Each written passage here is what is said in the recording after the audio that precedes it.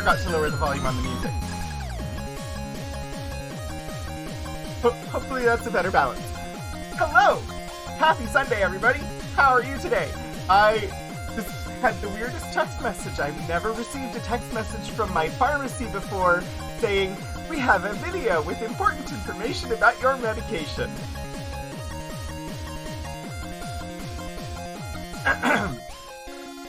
I did actually manage to get up this morning and actually take my medication today, so that's a good thing. Although, it's like just after 1 o'clock here, and I normally take my allergy medicine. It's set, I'm supposed to take it at noon. I have a reminder on my phone. I just took it because when I was going live, when I set the stream to go live, a notification came through on my phone, and it popped up, and I glanced at the screen and saw, oh yeah, I was supposed to take my allergy meds, so I completely forgot that. Slipped my mind. Anyway, another notch or two. Thank you.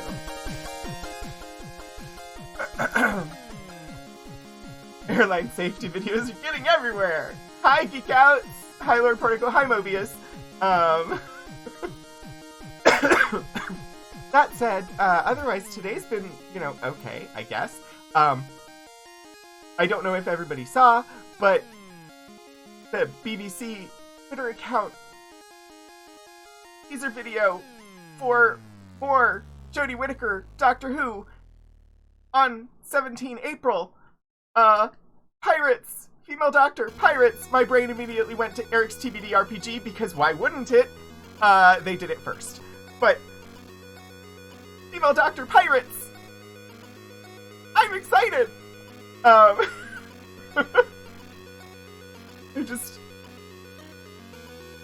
It came out of nowhere. I honestly didn't think we were getting more Jodie Whittaker. It's canon! Points! Because pirate ships have cannons. Speaking of pirate ships and cannons, and tabletop role-playing games, there is a game that I played as a kid, and that we played on the regular. So I was in the Boy Scouts when I was a kid, and our Boy Scout troop leader actually introduced me to a lot of tabletop role-playing games. He was our neighbor across the street. He was in the Coast Guard, and then later drove a truck for Utz Ship Company. And his garage had a very large gaming table. That's where I first played Warhammer 40k, and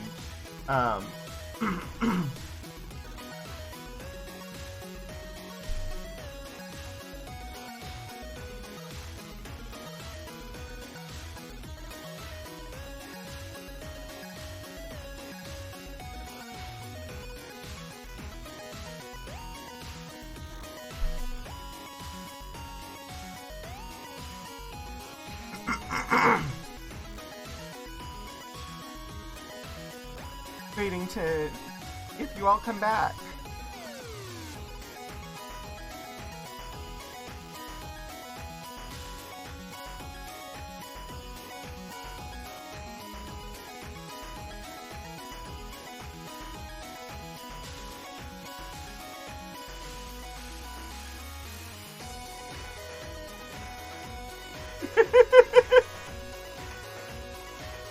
Ah!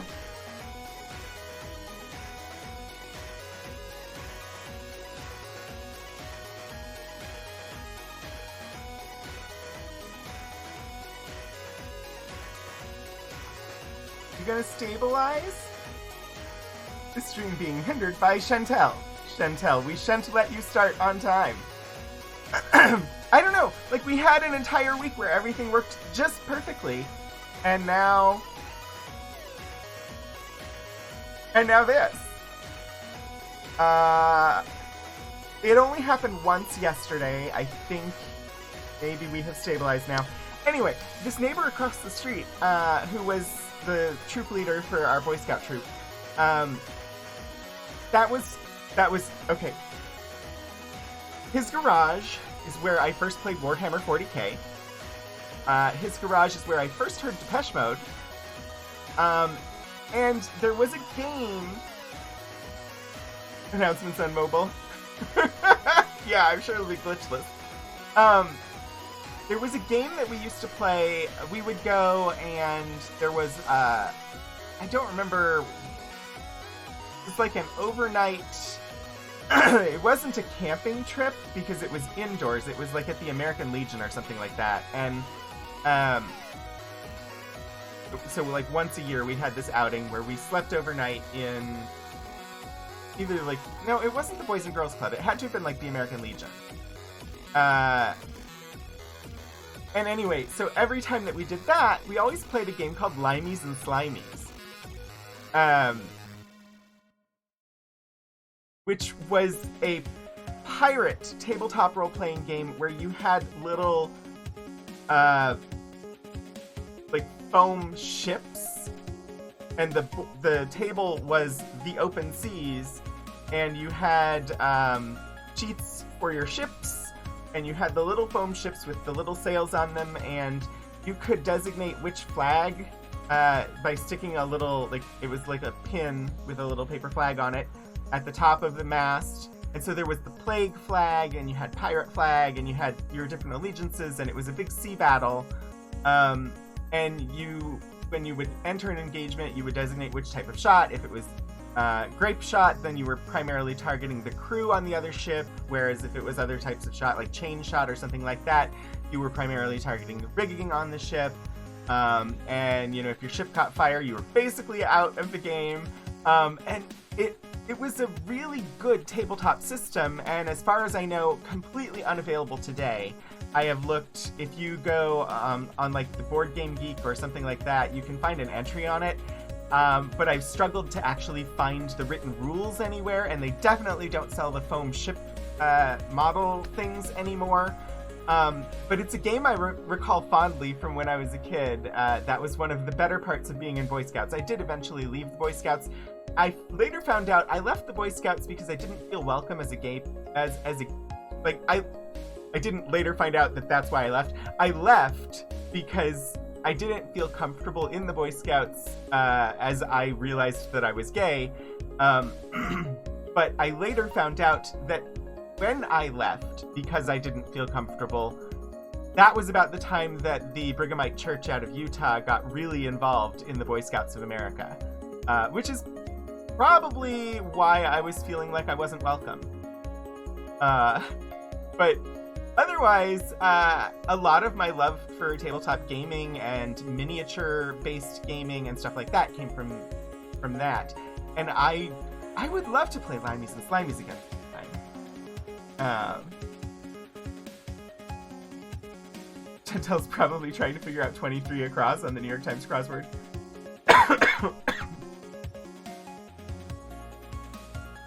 I can drop the pretzel some more.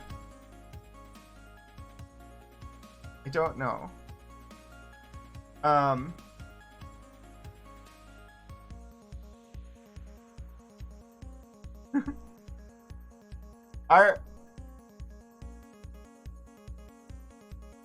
Yeah, I don't know. I just had a Scoutmaster that was really into games. I'm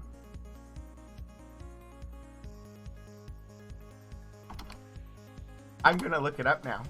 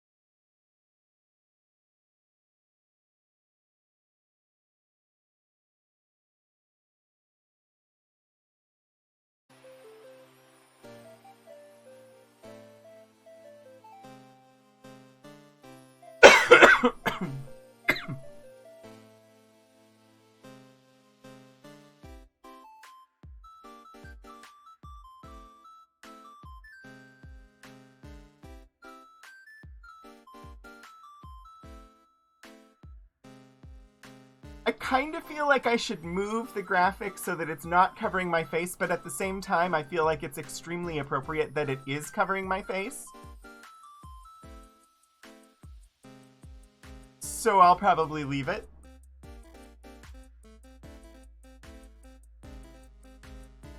People played, but you never ran into them. Area wasn't the kind where if you did something out of the norm, you advertised it. Yeah. Late 90s, they still thought D&D was either Satan-related or sex-related.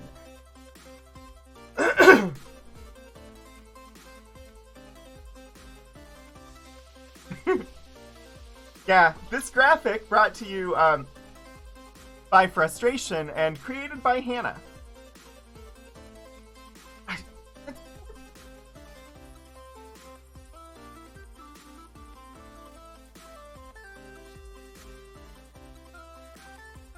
Why? Why must you do this?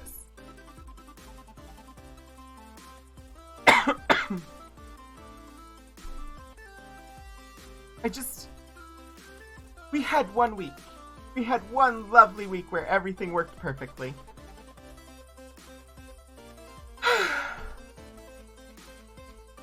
It's not satanic sex related? When I joined a D&D game, back in 2016, 2017, I was promised I would be taught magic, and I have yet to learn any.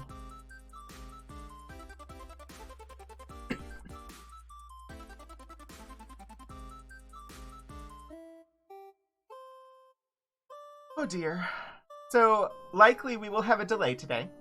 But, you know, we'll push through. Unless it gets to be like every 5 seconds. I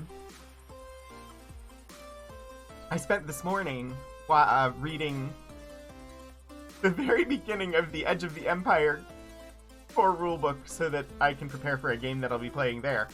Because that's going to be my Wednesday game going forward.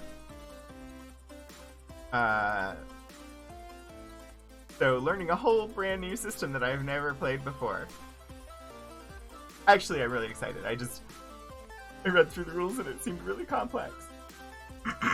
Imagine a world where public utilities are about profit and the internet is included and maintained. Is?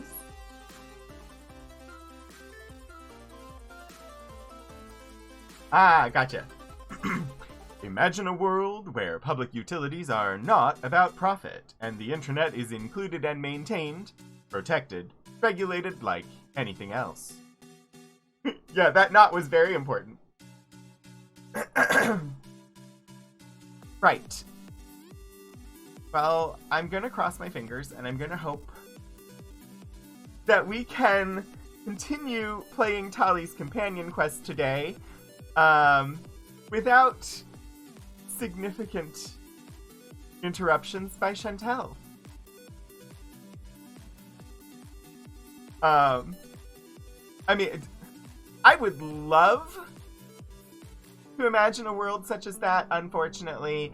Well, and so, in the parts of the US where internet service is a public utility that is administered by the local government, they operate better, have more efficiency, less downtime, provide better service, they cost less, and they are consistently rated positively. In reaction to that, many governments at the state level banned local public utilities from running internet service. Because the cable companies lobbied state governments to prevent the creation of local utilities that would compete with them. So in many states, it is illegal for the local government to set up a public utility internet service.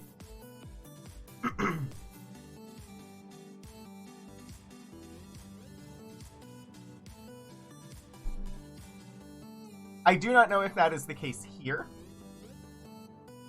but I do know that it is a thing. But at this point, I don't care who provides my service as long as they can provide me consistency, which Chantel obviously can't.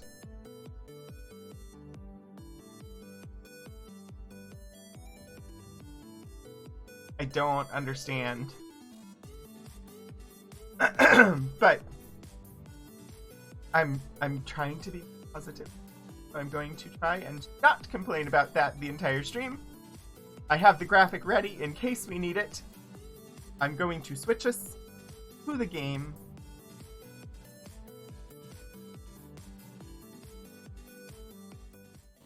Somehow, I feel like if you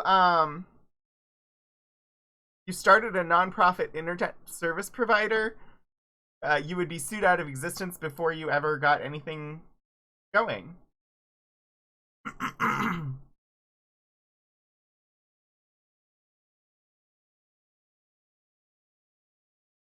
I just feel like there would be some reason why you weren't able to do it.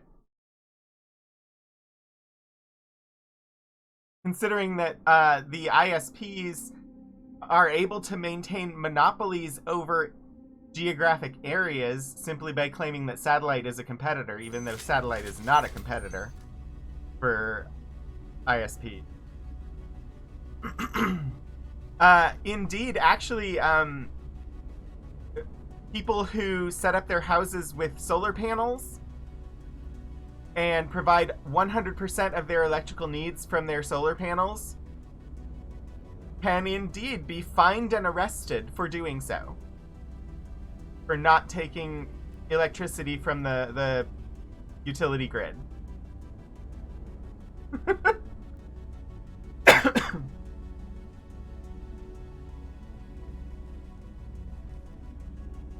Right, we're in the middle of Tali's companion quest.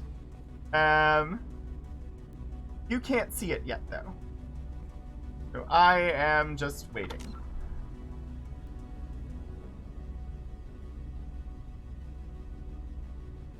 Can't you see it?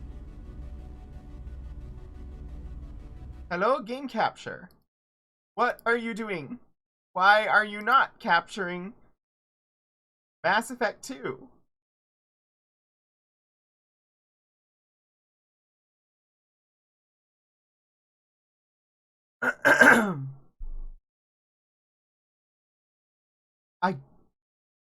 What the hell?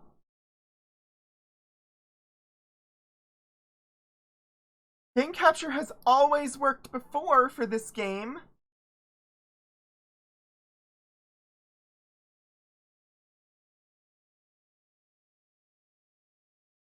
Any full screen application?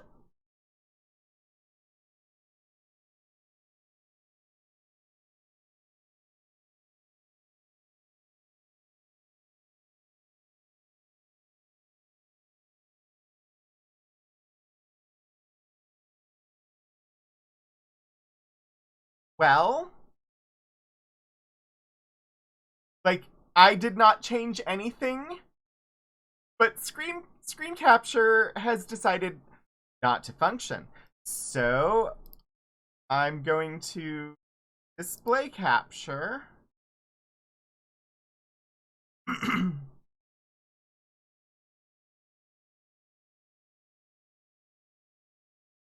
And we will just drop that down there, and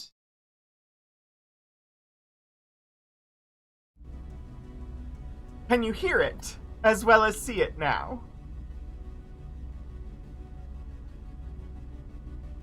I did not change any of the settings. There is no reason why game capture should not have worked, since it has worked perfectly reliably for months. Like, literally since May of last year, I have used game capture to bring you the Mass Effect games. But today it didn't work. No idea. Anyway, here we are in the middle of in the middle of this companion quest for Tali'Zorah Vas Normandy, apparently. Let's continue. Mass Effect combat prep. Don't go unprepared. Remember that F5 is your quick save option. Thank you for the reminder. Save early, save often. If the baddies get too close, tell them to F off with a melee attack. Also, you never know when Caden might show up. Make sure to use only the best armor and weapon protection before side questing. Incidentally, I did continue with my theme for the stream titles, although this week's was rather difficult.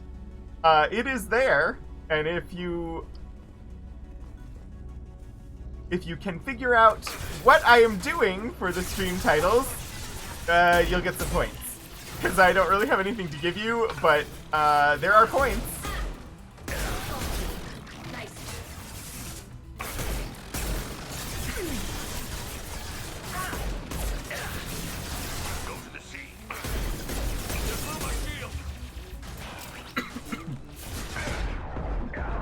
And I wasn't coughing at all, and then I took my allergy meds, and it takes a little bit to recover from the injection of a nasal steroid into my nostrils.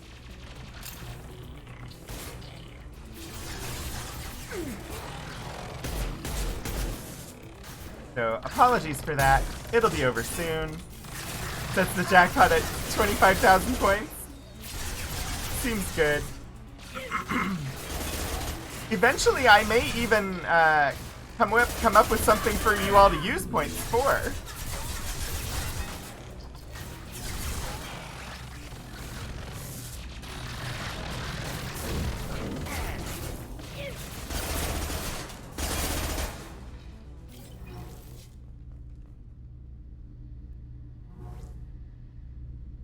Okay, things have quieted down. Yeah, eventually I may even come up with something for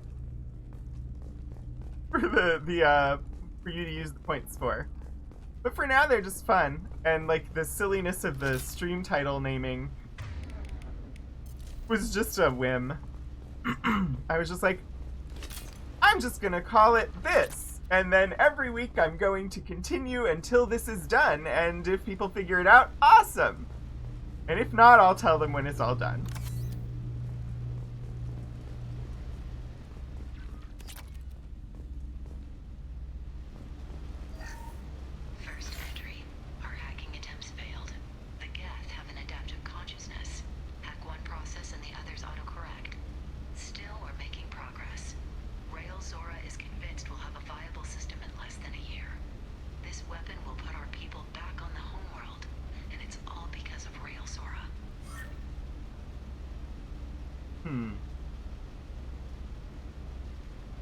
Remember, all pun points may be redeemed for points on the show Whose Line Is It Anyway? In some jurisdictions.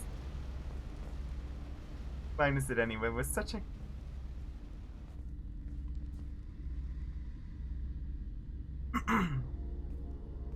This Tali's dad? Here. Content warning emotions. No. You always had a plan. Masked life signs or an onboard medical stasis program maybe. You wouldn't. They're wrong. You wouldn't just die like this. You wouldn't leave me to... Hey, come here.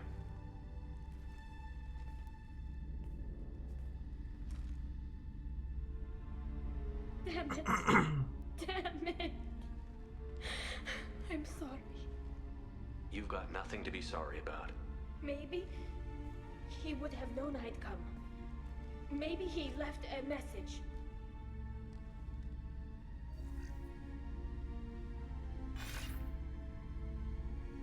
Tali, if you are listening, then I am dead. The gas have gone active. I don't have much time. The main hub will be on the bridge. You'll need to destroy it to stop their VI processes from forming new neural links. Make sure Hangerl and Darozen see the data. They must. Thanks, Dad.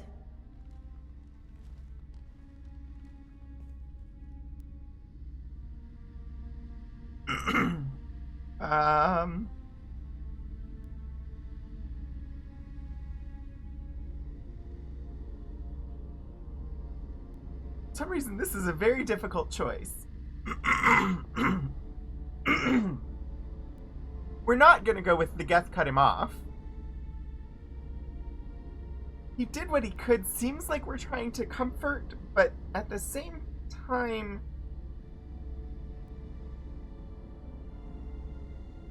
I don't know that I don't know what we'll say if I actually pick that.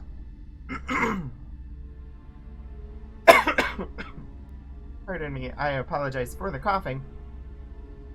It will clear eventually. I think I have to go with matter of fact? Like, what do you want us to do? We're in the middle of a mission, but it's your dad.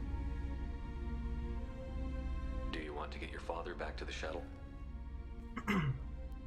No. Leave him. The mission comes first. It's what he would have wanted. Come on, let's finish this. Oh my. Okay. Where does it want to go? Up. Go this way.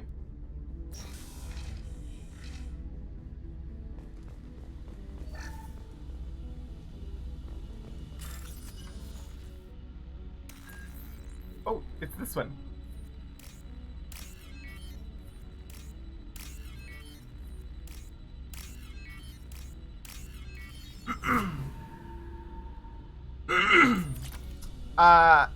Auntie Rana? I don't know. I'm not certain.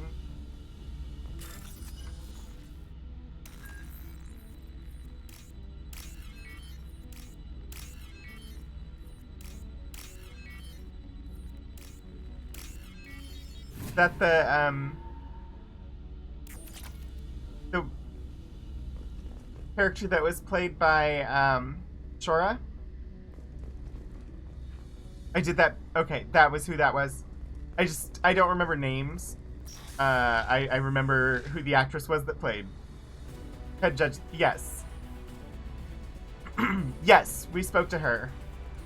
We did all of that last week, and then, proceeded here. Model flotilla ship? We got a model ship!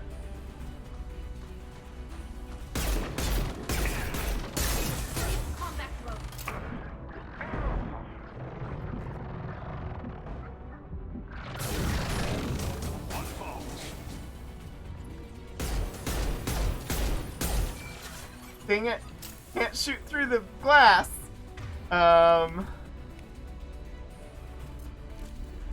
Black hole gun.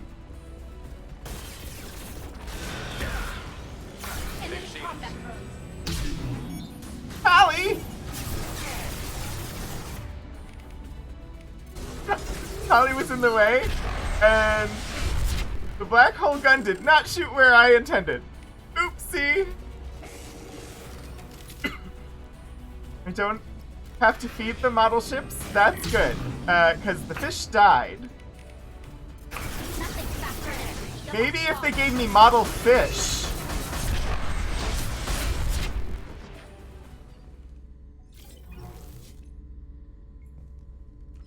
Yeah, maybe if they gave me model fish instead of model ships. Sad that the fish died.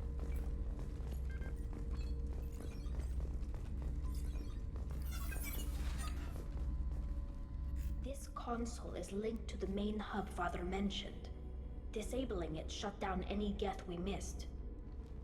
Like Barclay. Looks like some of the recordings remain Holographic fish. intact. They'll tell us how this happened, what Father did.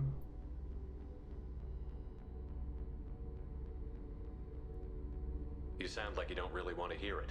No. We have to. I know. I just... This is terrible, Shepard. I don't want to know that he was part of this.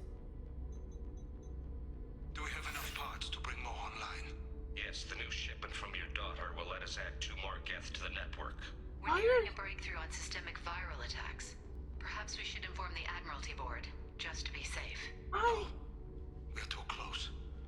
I promised to build my daughter a house on the home world. I'm not going to sit and wait while the politicians are... Why are they bringing Geth online? Time of it if Tali's could send back more working material. Absolutely not. I don't want Tali exposed to any political blowback. Leave Tali out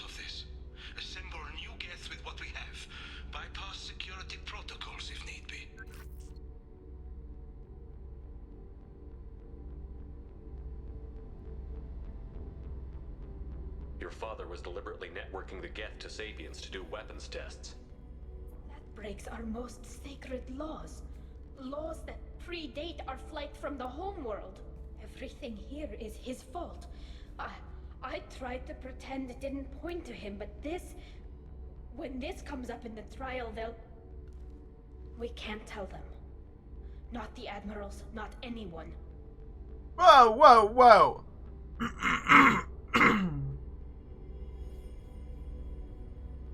Oh dear. Tali, without this evidence, you're looking at exile. You think I don't know that? You think I want to live knowing that I can never see the fleet again? But I can't go back into that room and say that my father was the worst war criminal in our people's history. But- I cannot. Not alive! You are! Rael Zora doesn't need you to worry about him anymore. You heard him say he didn't want you to be caught in the politics. You don't understand, Shepard. They would strike his name from the manifest of every ship he ever served on. He would be worse than an exile. He'd be a traitor to our people, held up for children as a monster in a cautionary tale. I can't let all the good he did be destroyed for this, Shepard. Apparently I can pick all three. We're not going to decide anything here. Let's see what the Admirals say once we get back. You're my captain in this hearing, Shepard. It's your decision. But please, don't destroy what my father was. Come on. If we wait too long, they'll decide we're already dead, and none of this will matter. I don't want to make that decision!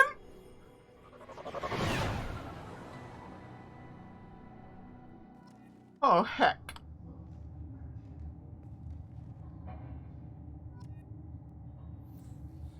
Heck, heck, heck. Heckity heck heck. To face facts. There has been no word. There is no reason to think Tali Zora survived. Other than the fact that she's Sounds like standing the right hearing's here already with you. underway. We must trust Shepard's offer of assistance. It's only been a few hours.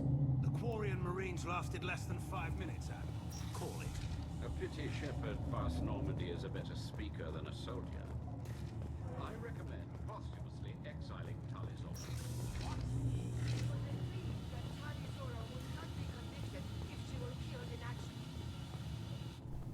Very well. Is the Admiralty Board prepared to render judgment? Sorry we're late.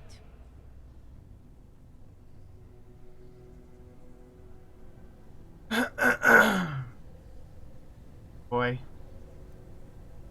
We cleared the Geth from the Alarai. It should be safe for your people to return. Thank you. We sincerely appreciate your efforts to aid the Quarian people. Did you find anything on the Alarai that could clarify Oh, dear. what happened there?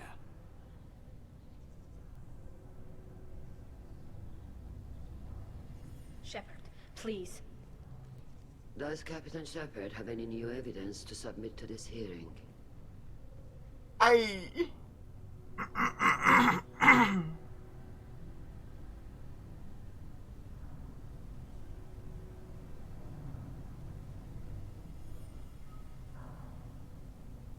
Heckity heck heck heck heck. This is a frackin' difficult one.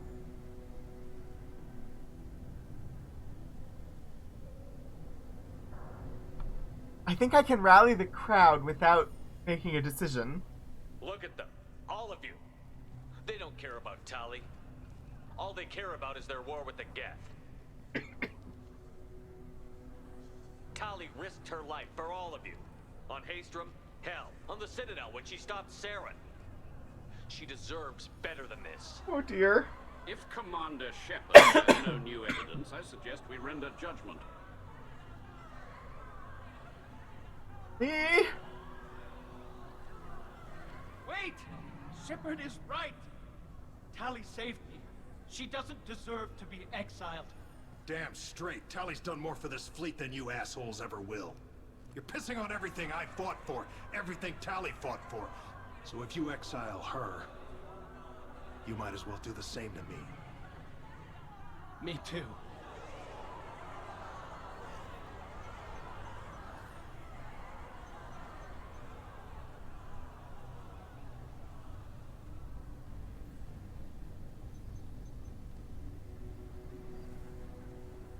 Tali Zora, in light of your history of service, we What? do not find sufficient evidence to convict.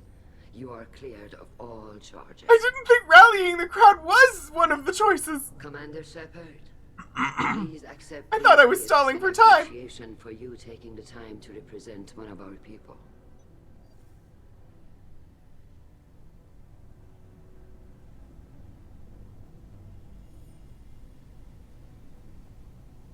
What?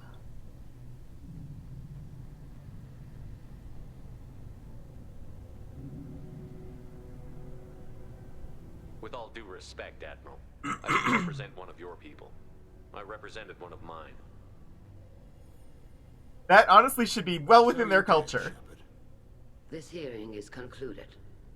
Go in peace, Tali Zora Vas Normandy. Kila Salai.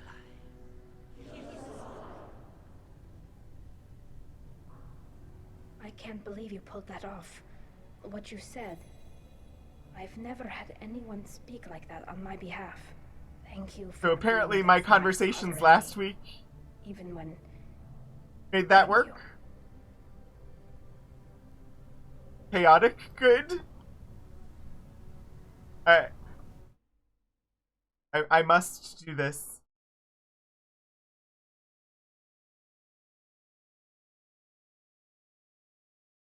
Because chaos.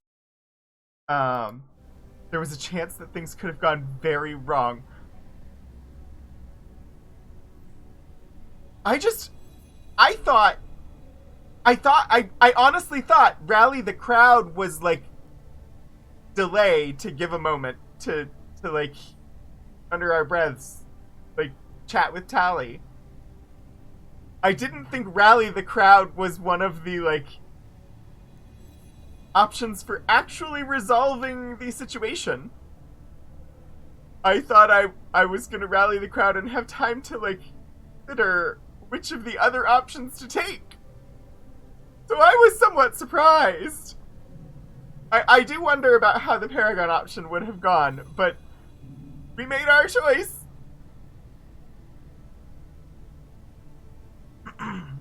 If I had picked that without having saved Rieger, yeah, it would have been different. Interesting. This is why this game has playability or replayability. Like, most decision-based games, I end up making the same choices every time. And while I'm not likely to go, like, full renegade ever, I just don't know that I could bring myself to do it. That was a choice where I'm happy with what I did. But there were at least two other choices there that I might have possibly chosen, and that on another playthrough I could pick.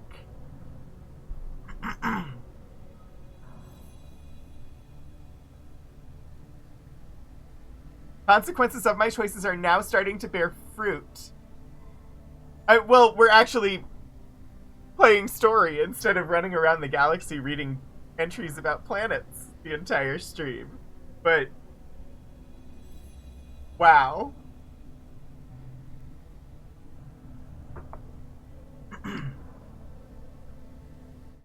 One more. Alt tab. 1 second.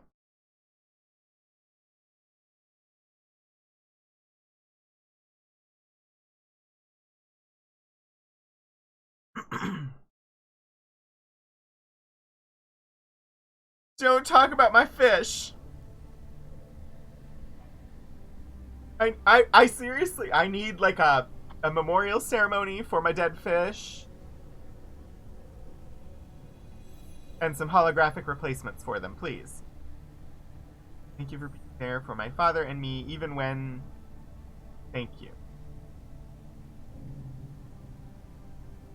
Alright. Fingers crossed, everyone. I'm going to select this option. I didn't do this for Rail. Because it's the option that I want to select. Fingers crossed it is not me flirting with Tali. Because I'm not flirting with Tali. Tali, about what your father said, what he did. You deserve better. I got better, Shepard. I got you. She took it as flirting.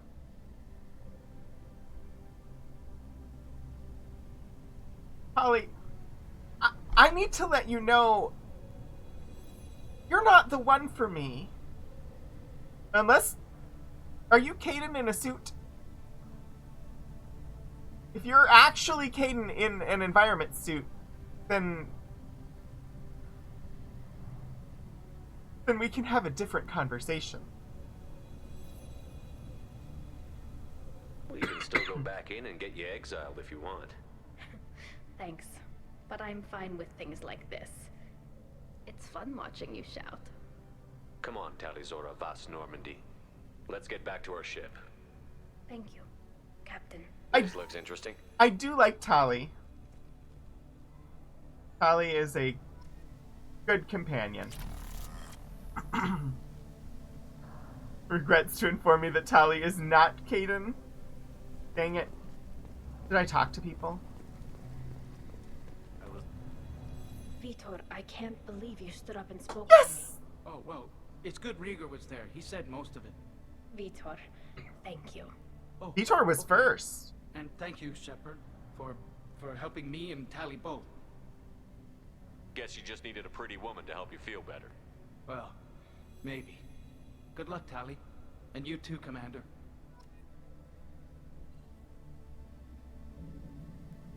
I don't like that that's what he said, but you can say with evidence that Tali is not Kaidan. Helgriff Dragon.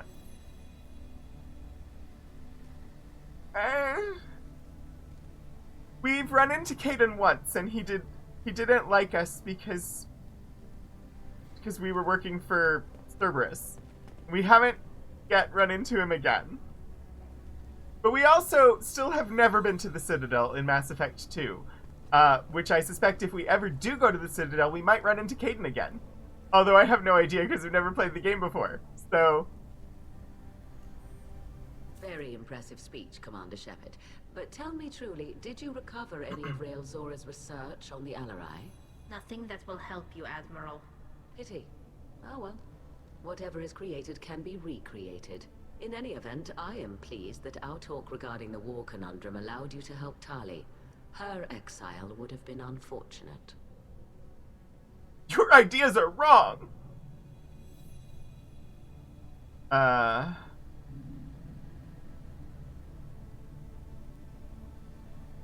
gonna be diplomatic. Goodbye, Admiral. Yeah, it's Claudia Black. I haven't looked, but I need to know.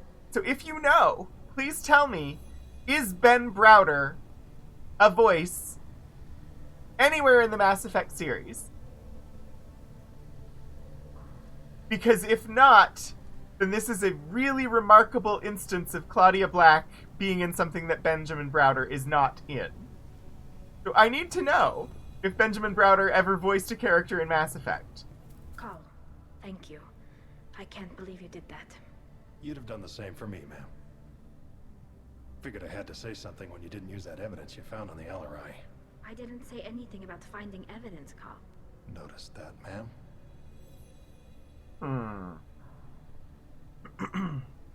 What's your take on the war? Are the Admirals gonna try to retake the homeworld? I won't shy away from a fight, but if the Admirals throw the fleet at the Geth, all they'll get back is scrap metal. The best bet would be for us to find another way. But a soldier can't say unless his superiors ask. Any idea what your next assignment's gonna be? I'm gonna be escorting more techs around to look for signs of dark energy buildup. Maybe see if they can figure out what's causing it. Wherever they send me, it'll have to be less exciting than Haestrom. I appreciate your help, Rieger. I don't know what I would have done if you and Vitor hadn't stood up to help. I'm sure you'd have figured something out. Good luck out there. I'm sure we would have been shooting. Ma'am. Carl, just call me Tali. I'll work on that, ma'am.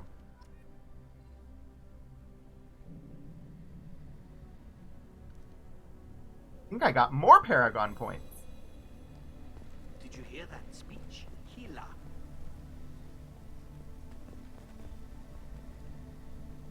I just find it... Like, not that their careers absolutely must be in lockstep, it's just, Ever since Farscape, every time I see one of them, I see the other.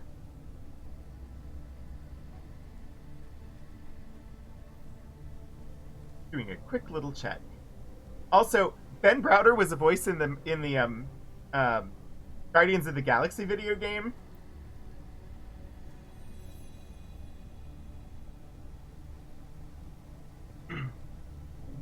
Did not find any links between Ben Browder and Mass Effect 2 on the internet. But more important than that, yeah, like they went from Farscape to Stargate, and they're just like in everything that the other one is in, although that could be just my limited viewing of the stuff that they're in. Wait, he was in Guardians of the Galaxy 2, the movie? I didn't know that. I knew he was a voice in the video game, but I didn't know he was in one of the movies. Thank you, Portico, for the stretch, the posture, and the hydrate.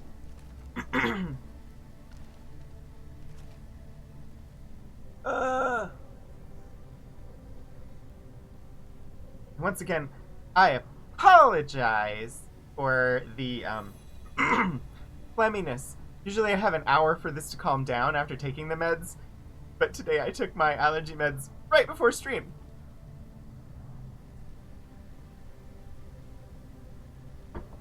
And nasal steroid gets things flowing a little. Gardafins of the Galaxy? Was it about fish? I didn't say fins, but sure.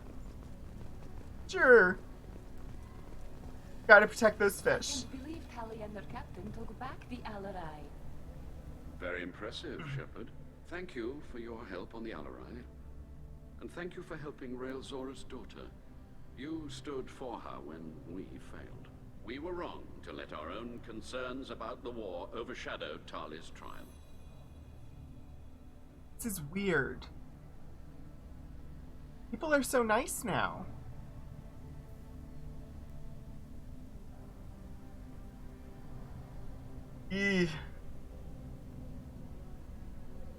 If they go to war, they're all gonna freaking die. But also, they need to fight. Goodbye, Admiral. I'm not gonna... I can't. I have to let them make their own decision. Damn fine speech, Shepard. Sovereign About time Admiral. Someone reminded Admiral Corus that the woman he was accusing of treason was the pride of the fleet. Tell me, though, honestly, what did you find over there? You spoke well, but I know a feint when I see it.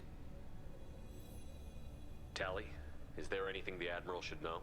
We found a lot of dead bodies, Admiral. Including my father's, that's all. Whatever research they were doing was destroyed. I'll take your word for it, Tali. Not that I have much choice. Fight well, and fly safe, kid. Your father would be proud of you.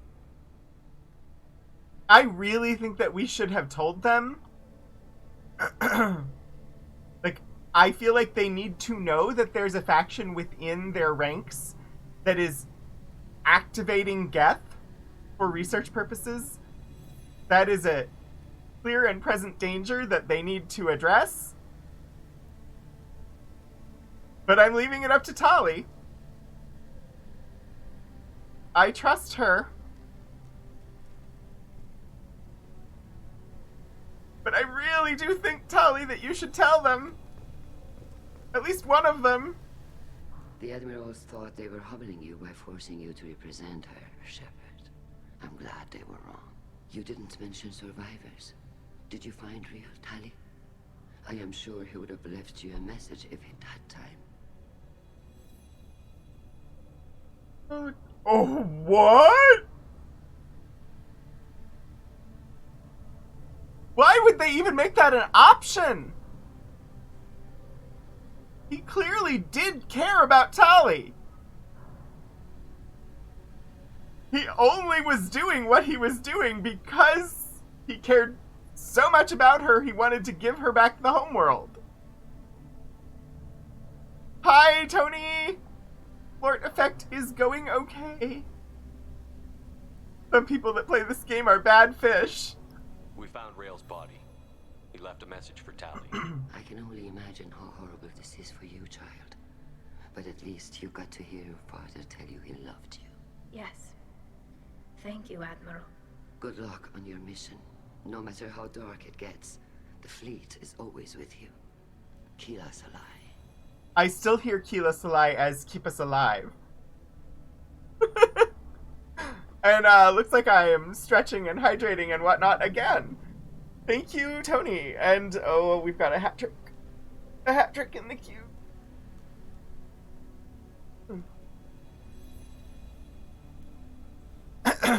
And 7 mug today.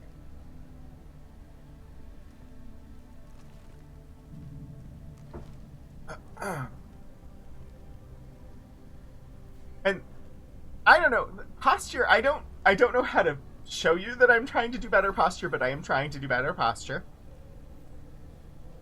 And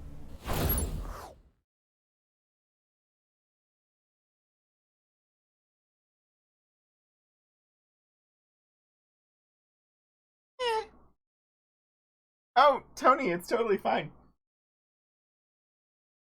I mean, I have a hat for the game, so I should play the hat for the... I should play the hat? I should wear the hat for the game.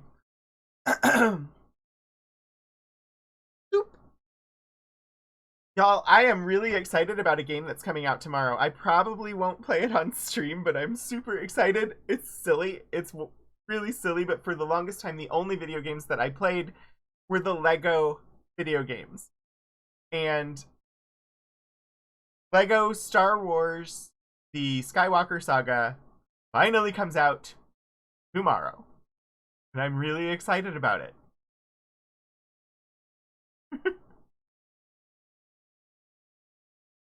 Use a massage chair. I don't have a massage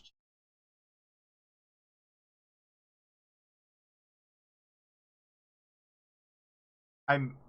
You all lost sound, I know, but there.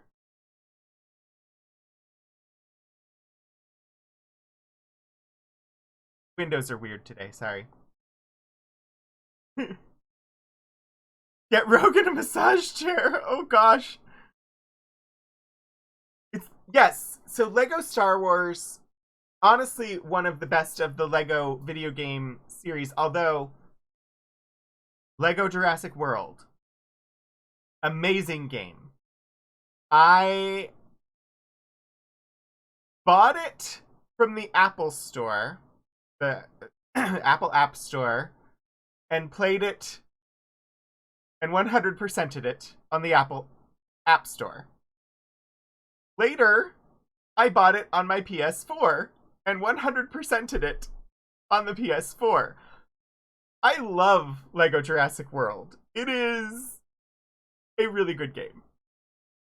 But I also love the Lego Star Wars games. And I had been waiting for this one for years.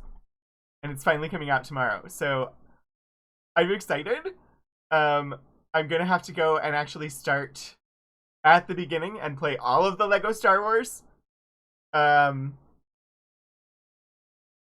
Before I actually get to play the new one that's coming out, but I'm excited that it's coming out.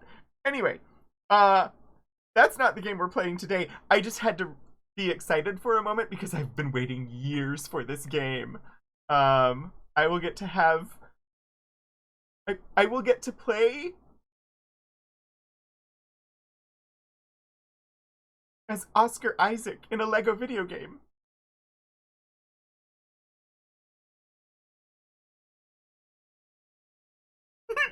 Sorry. Silliness. But, okay.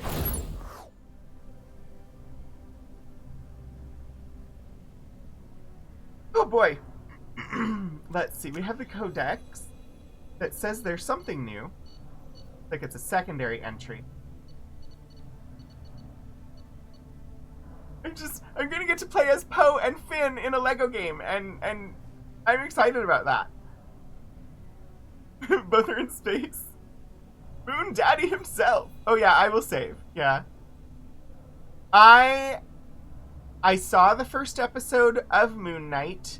I do not know the character. I went in fresh. I had not seen any of the previews. I had not seen any spoilers. I had no knowledge of the character at all. And I really enjoyed the first episode. So I don't want to spoil it for anybody else. But I definitely really enjoyed it, and I'm excited to see more. So, I also just watched the first episode of Our Flag Means Death this morning, and that also was a good show.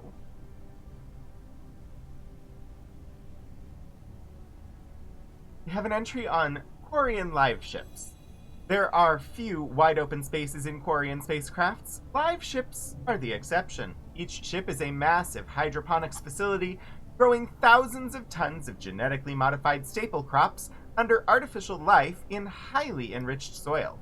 The surface of a live ship is studded with docking bays so as many shuttles as possible can distribute the foods throughout the flotilla on a daily basis.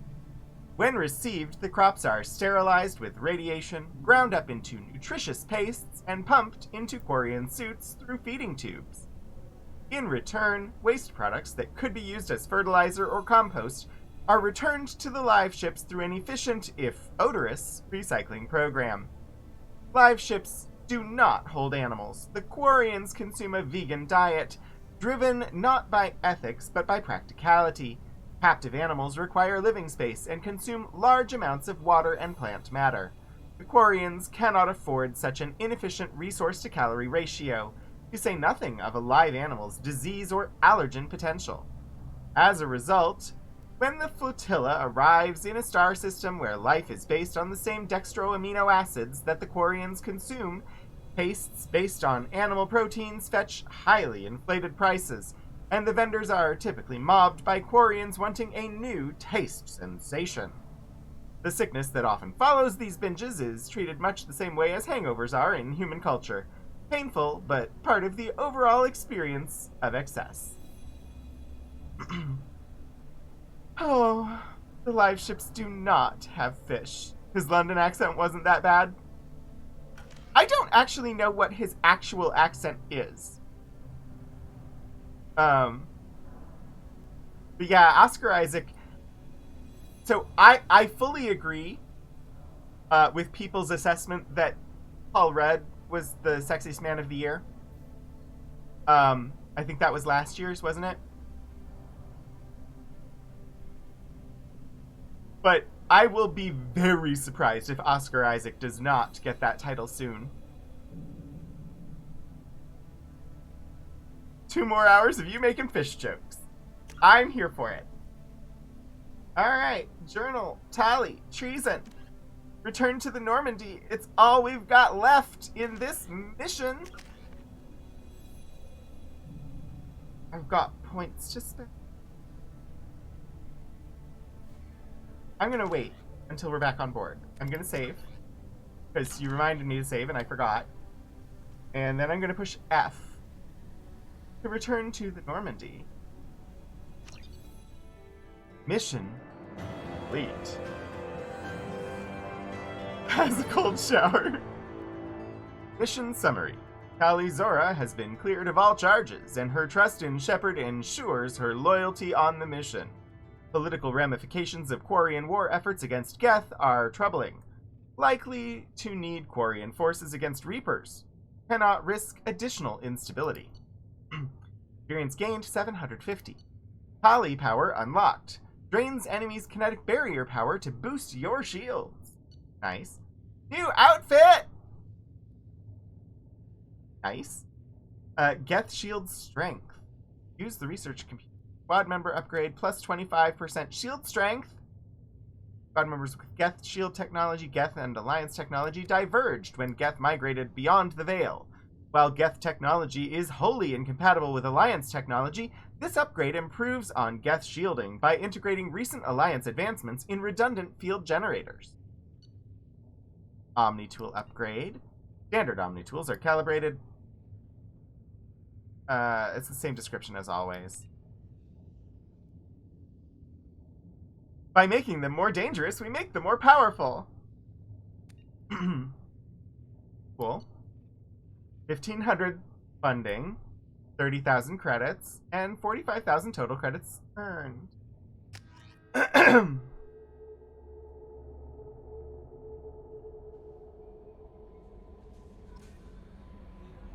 What do you want to bet? There's a message waiting for me. Unread messages. No new messages!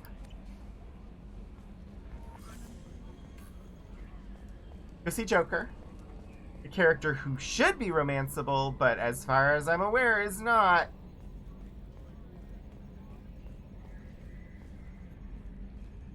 I'm glad that mess is over for Tali, Commander. Some of those Quarians.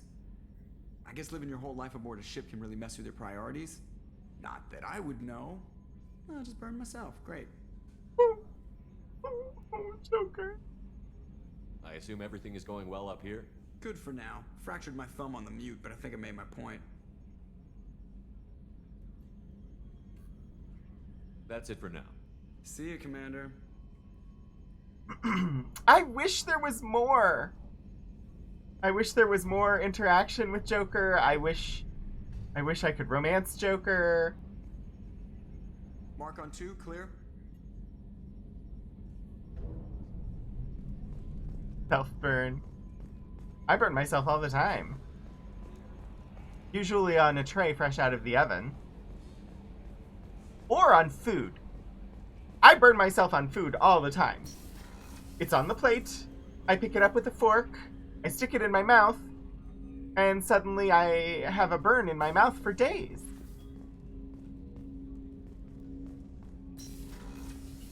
But seriously, I do burn my mouth all the time. Because I eat too fast. Oh, I haven't given up on Kaidan. I just also regrets to inform you the Joker is not Kaidan. If Joker had been romanceable, there is every chance that I might have chosen to pursue Joker over Kaidan. I don't know. But I haven't had to make that decision, so. We can't romance Dr. Chakwas. We can't romance Joker either. Hey, in Andromeda, you can romance Gil Brody, which is all that matters.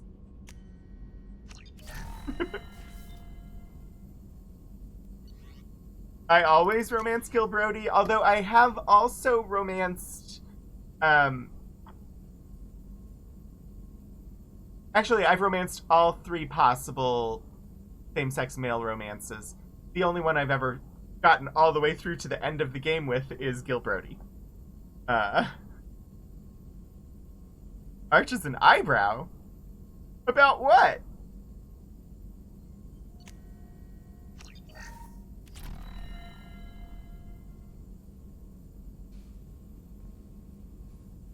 Natalia Dorma? I don't remember that character. Which character is that?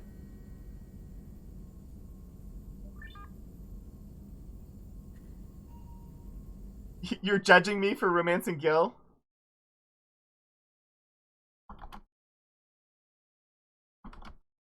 I have to get a picture because... Oh. What character is she? Natalie Dormer? Is that... Lexi.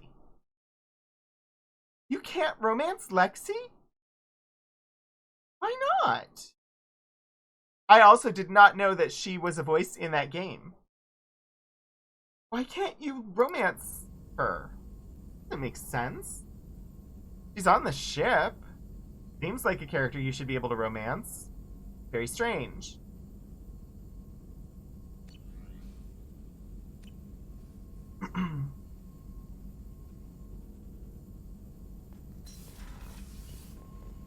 Because your character's not Jack Harkness?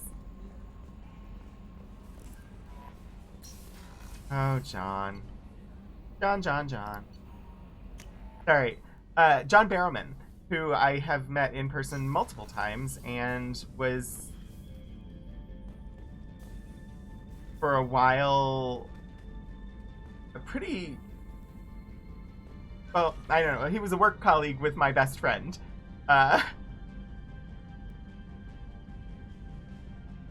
number of years ago when he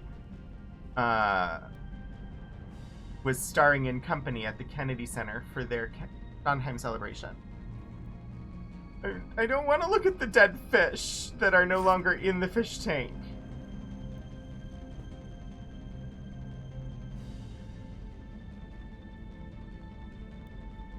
The Rock's workout routine. So, I guess all that is just to say I have met John Barrowman socially and had drinks. But only like once. So like wasnlike friends with him or anything. Haven't done your companion quest yet. You're not gonna have anything to say to me. Just here for coffee. Oh my gosh. Thank you. Hi. I mean, but also, wow, harsh. You're jealous? Need to see if... Wait, what did I fail to self-promo? Because I don't drop names of every celebrity I've ever had a social encounter with? Oh, Samara's not going to have anything to say to me either. I haven't done her companion quest. I should really just go talk to Tali. She's the only one that's going to have something new to say to me. I don't remember where on the ship Tali is. Where is Tali? Ghost fish. That's Garrus. You got to interview Jay Leno and former President Vicente Fox. Interesting. Dead Cod 4. Oh my gosh. You all are harsh. There has to be a way I can get more fish. And then it'll be like it never even happened. Right? I get new fish. It'll be like it never happened. This is where Tali is. In engineering with Fitzsimmons. Keela, I'm sorry I dragged you into Quarian politics. All that infighting, seeing what my father did. You were the only one there for me, Shepard. The only cover I had against that storm. Thank you. Was that trial normal? Are Quarian politics always like that? No. Sometimes it can actually get unpleasant. We're a very social people, Shepard. We have to be, to make up for being stuck in these suits. And part of that means getting involved in each other's business. Mass Effect 2 is Dark Souls-like, if you consider trying to keep your fish alive. Oh my. Deal, Lord Portico. I imagine they're trying to fill your father's spot on the Admiralty Board. What will that do to the balance of power? I have no idea. Being exiled might have made it easier. A few people are suggesting me as a candidate. Replacing an admiral takes time, though. You may not have noticed, but Quarians like to debate. So, what I'm gathering is Quarian culture is a lot like life on the internet. You're each physically separated from everyone around you, but you do still rely on everyone. And everyone likes to argue all the time. That sounds like the internet. Start. Oh, wow. Portico caught it and gave the points. That definitely did deserve points, yes. The life ship equals Twitter. Please don't take this as flirting. Please don't take this as flirting. Please don't take this as flirting. Please don't take this as flirting. The whole trial was insulting. You should have had time to mourn your father. I don't think life is about what you deserve. But my father would be honored that I chose to mourn him by blowing up a lot of crap. I should get back to work. But thanks for checking on me. I don't think she took it as flirting. The life ship equals Wikipedia. Oh god. Shepard, what can I do for you? If you want to talk about arguments on the internet, Wikipedia. Oh boy. ever looked at editing a Wikipedia article or looked at the history of edits on a Wikipedia article, wow.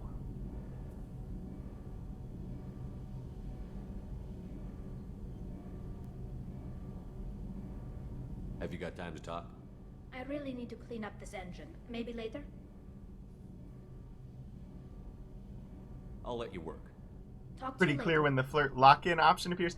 Well, it's just that with other characters, we've had some rather casual conversations that we said something nice and they responded in a way that it was like, oh,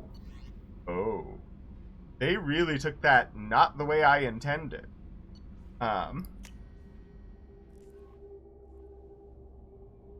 History of edits is where lives were lost, friendships ruined, marriages ended, the battlefield. Yeah. No one's told Tali she's a sheeple for wearing her mask. Oh gosh. Alright, let's see. I thought I was saving the points so that I could bump one of these to the next level.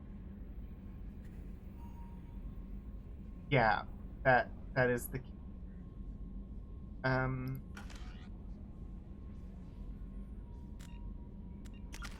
I can't edit anybody else's. So, I think we look for another mission.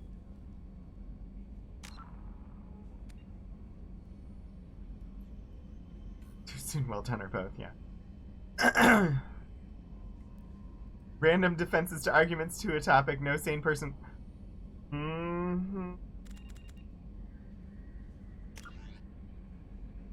Right, so we've got Samara's mission, we've got Thane's mission, Garrus's mission, Grunt's mission, Morden's mission, Jacob's mission. We still have not been to the Citadel, which means we still don't have the Master Thief. Arrival I was told to wait on, and this one requires the Citadel. So I think it's one of these.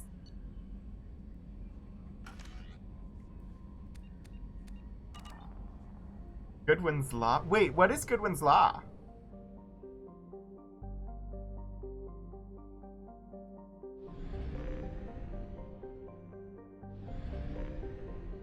I'm aware of Zipf's Law. I'm aware of the principle of least effort. I'm aware of many things, but I don't know Goodwin's Law.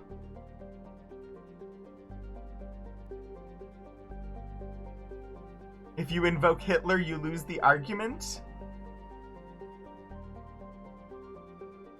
Interesting. I did not know that had a name. I knew it was a thing. I did not know it had a name.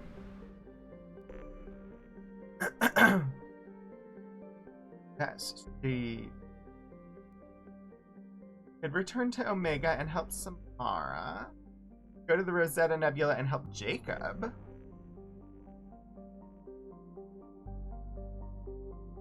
To do Thane or Garrus, have to go to the Citadel. Tachanka with Grunt and Morden both happening there. That seems like it's a big old thing. I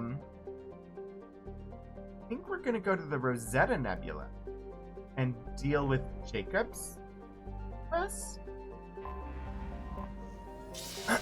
Goodwin's Law, as every good internet citizen knows, reads as follows. As an online discussion continues, the probability of a reference or comparison to Hitler or Nazis approaches 1. More than any debate can eventually lead to mentioning Hitler. Gotcha.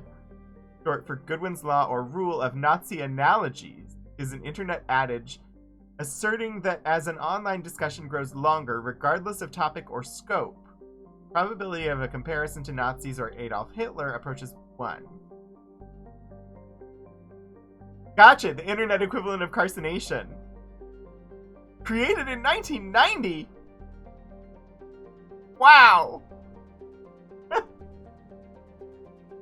I do believe I had heard of it before, but it didn't... Again, I don't remember names, so naming things... So, I got through grad school because I did an online grad school program. where I didn't have to remember things as long as I could look them up.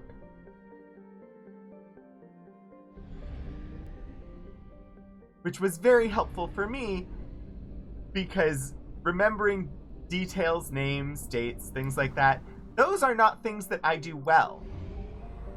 What I do really well is looking things up. And considering that my master's program was librarianship, it was much more important that I know how to look things up than that I remember them. Come back to Nazi talk. Yes, punch all Nazis. We did recursive Goodwin's Law. What's funny is,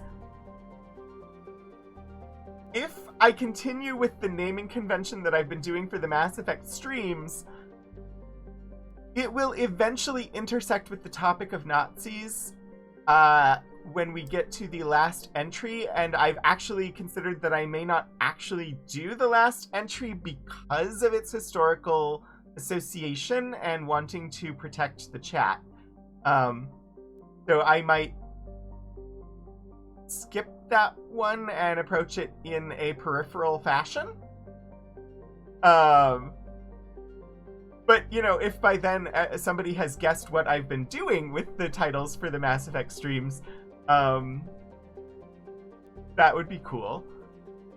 But yeah, anyway, the final entry in what I have been doing for the, is a term that is probably not super familiar to everybody, but unfortunately would be familiar to neo-Nazis, and therefore will not be a title of my stream, meaning it will break the pattern, but whatever.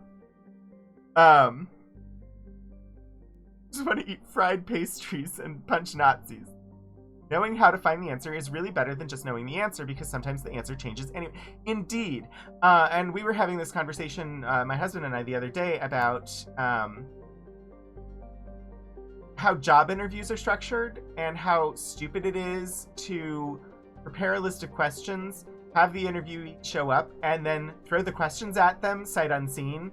All it really does is see how well people are able to recall information under stress with no preparation, which does not tell you how they will work regularly.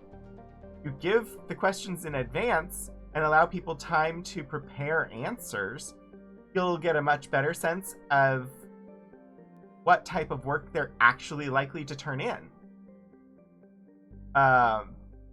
And why wouldn't you want that? Learning how to do your own research, like actual research, is probably one of the most important skills. Yeah. Or how well people have been socialized to job interviews. Yeah.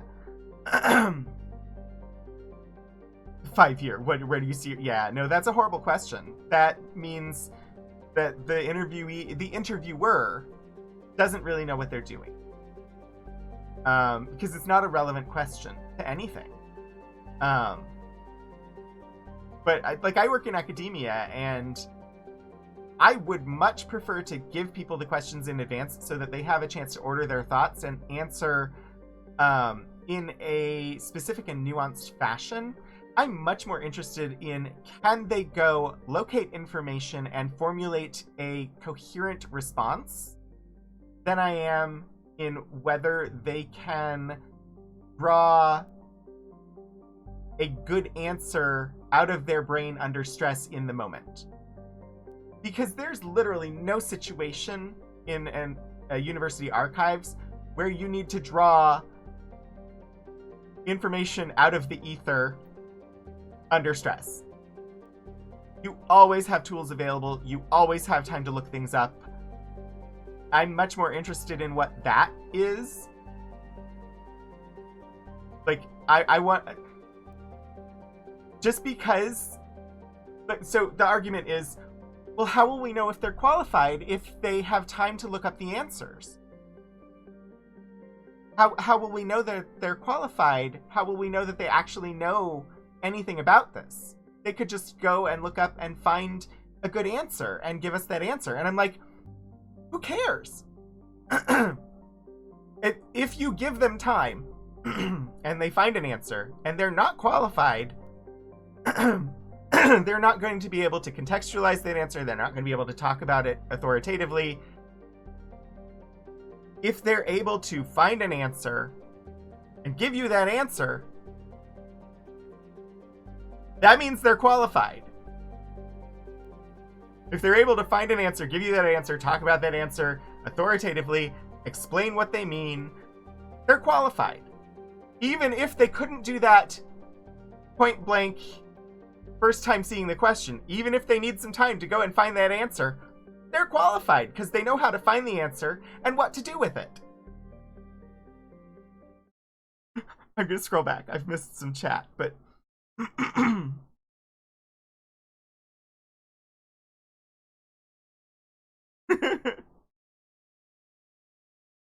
Conveying information using images and stories, you're tempted to just play drawing games.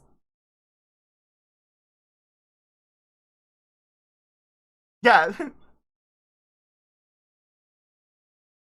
Didn't get hired, but you were applying to work in a warehouse. Just a cleaning gig.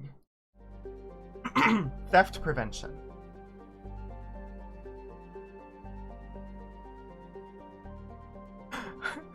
I mean, yeah, if you want to pay me to be theft prevention, you're going to need to pay me more than you pay me to clean floors.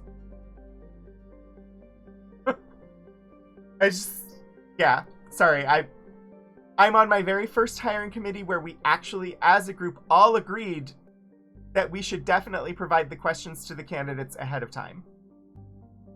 And I was almost in tears that I was finally getting to provide questions to candidates ahead of time. I recently had a job interview where I was not provided the questions ahead of time, and I tanked it. The first question was one that I needed some time to go and do a little bit of research to answer, and so I floundered on it, and that threw me off for the rest of the questions. And so it was a job that I was really interested in. I would have really liked to have gotten it, but whatever, I'm past it. If I had had the questions in advance, I probably could have been a standout candidate for them, but they didn't provide them, and so they'll find somebody else.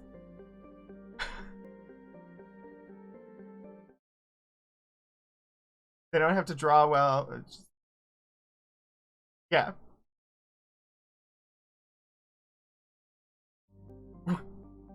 One time you answered, "Why do you want this job?" with the fully honest answer, "I haven't had a job in a while, I just need to get back into it." And it worked amazing.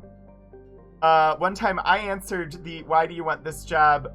with a fully honest answer of "It pays more," and did not get the promotion. But it was also working retail at Old Navy and applying for a supervisory position there.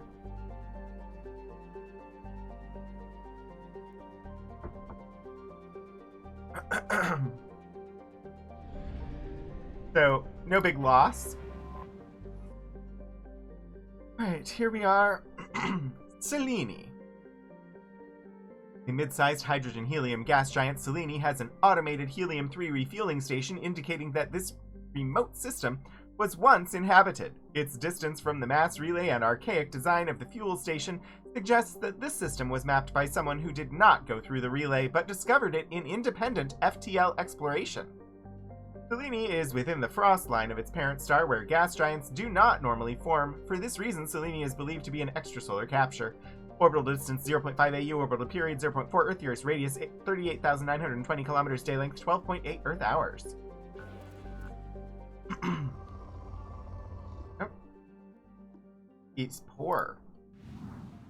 So we do not need to probe that planet. Providing the questions doesn't mean someone unqualified will get hired. If you tried to get hired by my university for a library position and we provided them with... you probably wouldn't be able to answer them anyway. Yeah.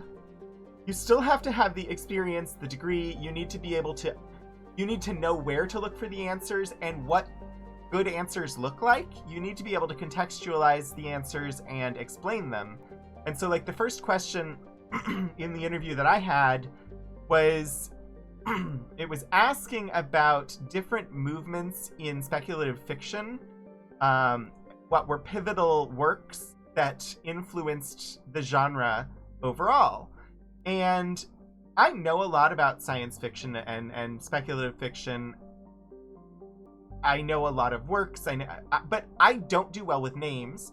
I don't do well with things like that. If I had been given enough time to go and sit down with my thoughts, look at the history of speculative fiction, yeah, I probably could have found like a scholarly thing where somebody talked about it.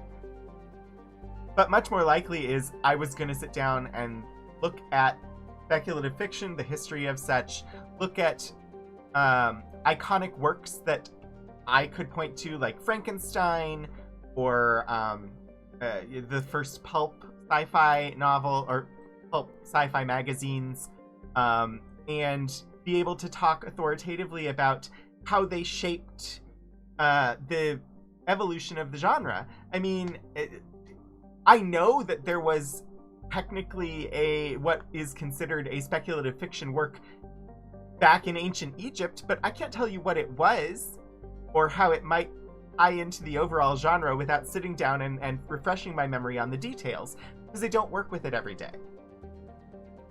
It was very much a question that was asked by someone who had a degree in art history and wanted someone, or like the only reason to ask that question is that they wanted somebody who understood science fiction and speculative fiction in a very art historical way and could talk about it without any preparation.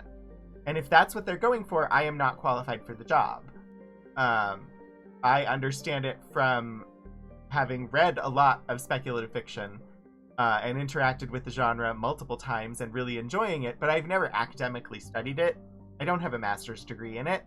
And even if I had a master's degree in it, it's a literature degree and not an art history degree, and that was an art history question.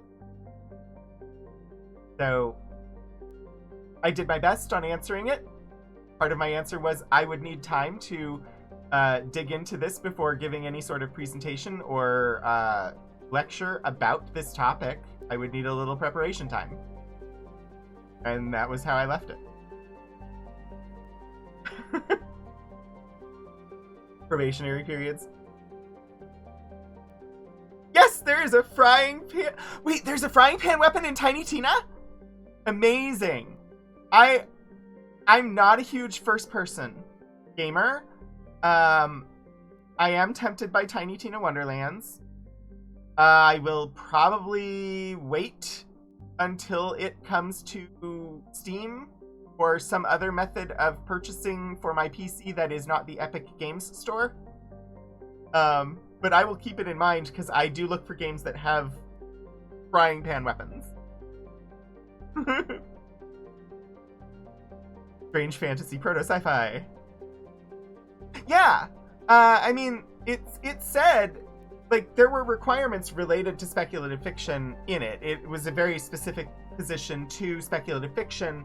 But in general, as an archivist, you need expertise in archives. And the specific topical area that you're responsible for, yeah, it's great if you've got extensive knowledge there and have studied it academically.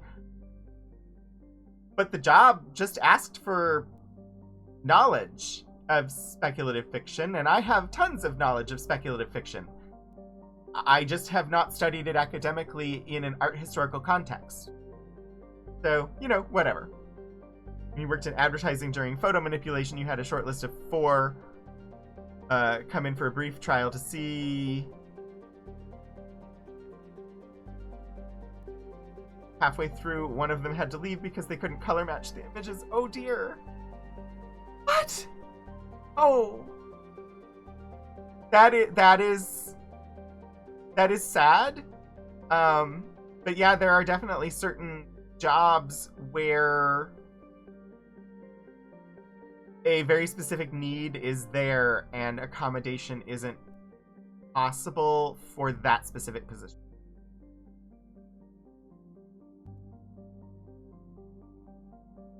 That's sad.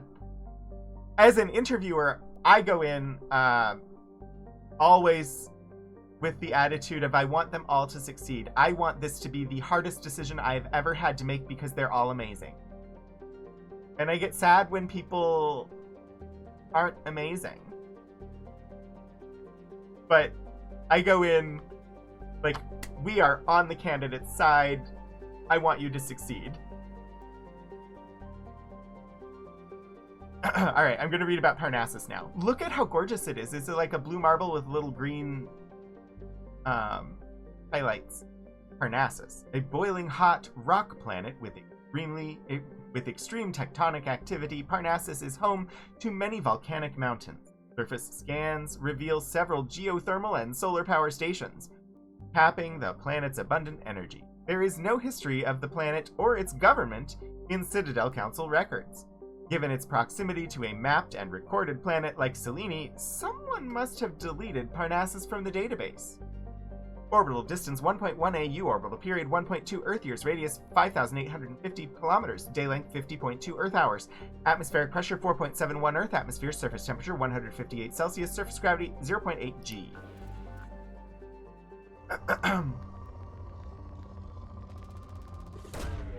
Launching probe. So, you know, eventually I will have another opportunity to find what I would consider a dream job. This one very closely approximated what might have been a dream job, and I haven't had official word that I have no chance, and the way, hiring in academia moves ridiculously slowly, so the fact that I haven't had that word doesn't necessarily mean I'm out of the running, but I didn't feel I did well in the interview. Probe away.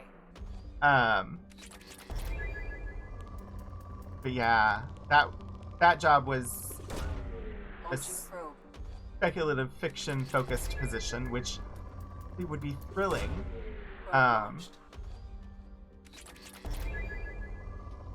There are certain topical areas I would love to work with, and that is one of them. I know a lot about it, but as I said, not from an academic point of view. Being able to talk about it from an academic point of view would require a little bit of work on my part, but at the same time, I have other things that I have to focus on that I'm actually paid to focus on. I don't have the time to study that academically on the off chance that I might get an interview. So, you know, whatever. Another subject area that I would be very, very happy to work with is theater. I know a lot about theater and the history of American musical theater in particular.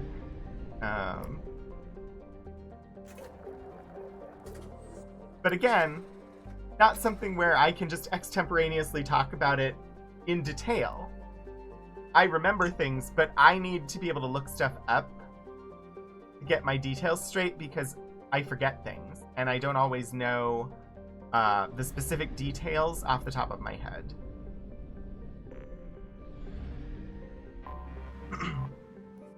Your cousin's working on his master's in library science,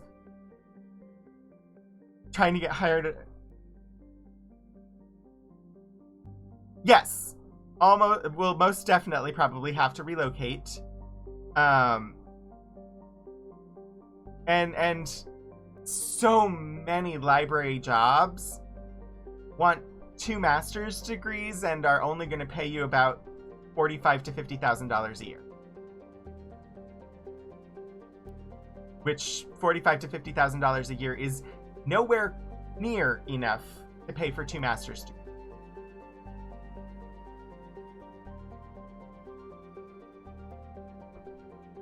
And if you're gonna go for like a medical archives or a law library, or like a medical library or something like that, medical library, they're gonna want you to have a medical degree and a library science degree.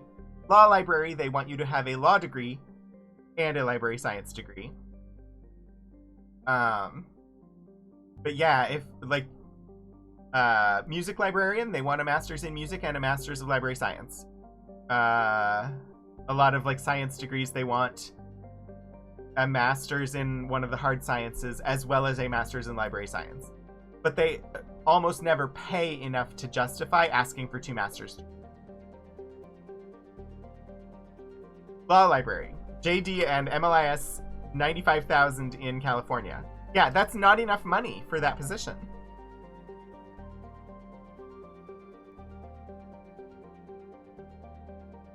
I'm very good at random lyric placing. Yes, that is something I'm good at. This planet is called Laban. Laban is a desert world with sea upon sea of scorching hot iron oxide wearing away marbleized cliffs. Its atmosphere is thick and layered with significant levels of oxygen trapped under an upper helium layer. Initially, surveyors detected traces of iridium from orbit, only to find a surprising archaeological discovery. The iridium came from bunkers on the surface, blown apart by a dreadnought-class weapon. The logical conclusion was that the civilization on... The logical conclusion was that the civilization on Yohab... One second.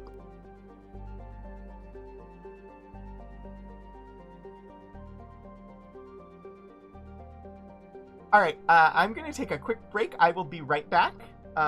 Just hang in there.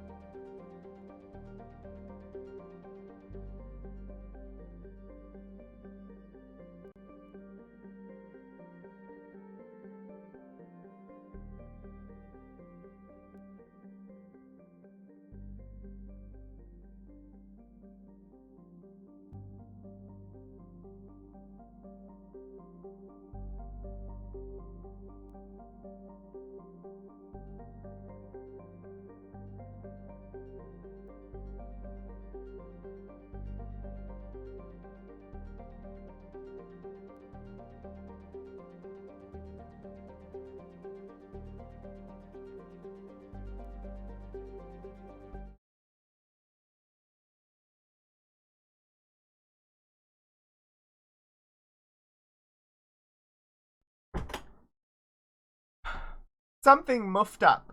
I don't know. Yeah, I know you have no music now. It's because I clicked out of the thing. But, I don't know why my audio...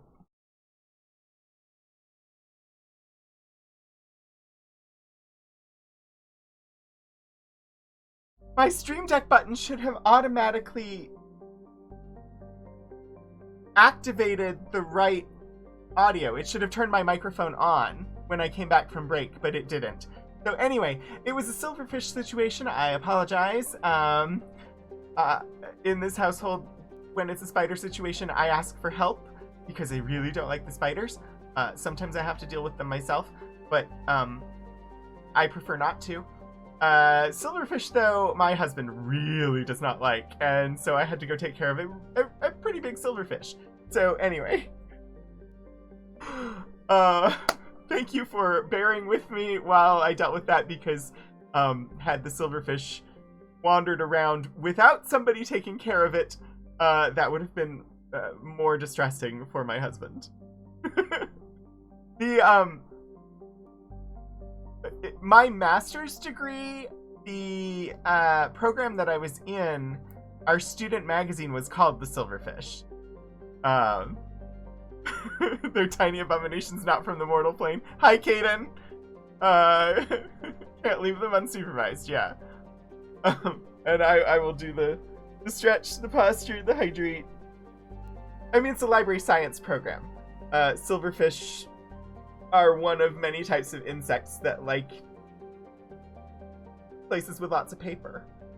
So they are a common sight in libraries.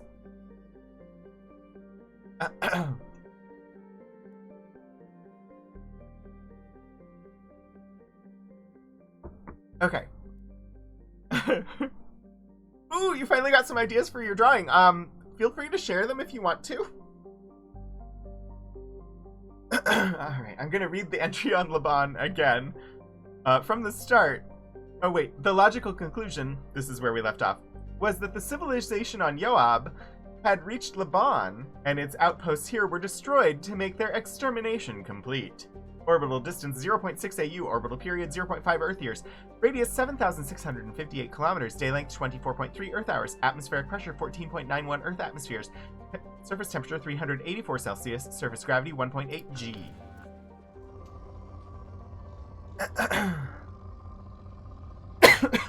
Pardon me. Probe away.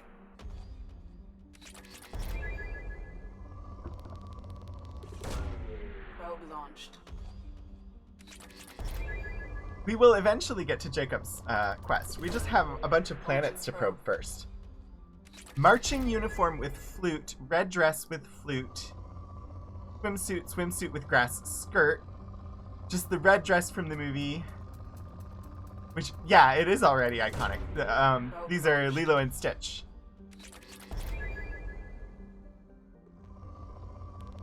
Yeah, once you've drawn them, I would love it if you feel comfortable doing so. You're welcome to share them in the Discord. I think we would love to see them. Probe launched. Silverfish like bookshelves and boxes with papers in them because they eat the glue that binds books and seals boxes. Vacuum bookshelves to remove silverfish. Attics where boxes of papers are often stored are also ideal habitats. Yeah. Launching probe. Orangitis peeks in. Hi, Orangitis!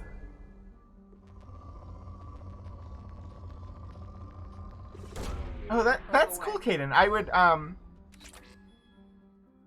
So I haven't done a lot of, like, trying to learn to draw, but I know one of the methods is to try and, like, if you like an artist's style, try and copy their art, and that can help you learn.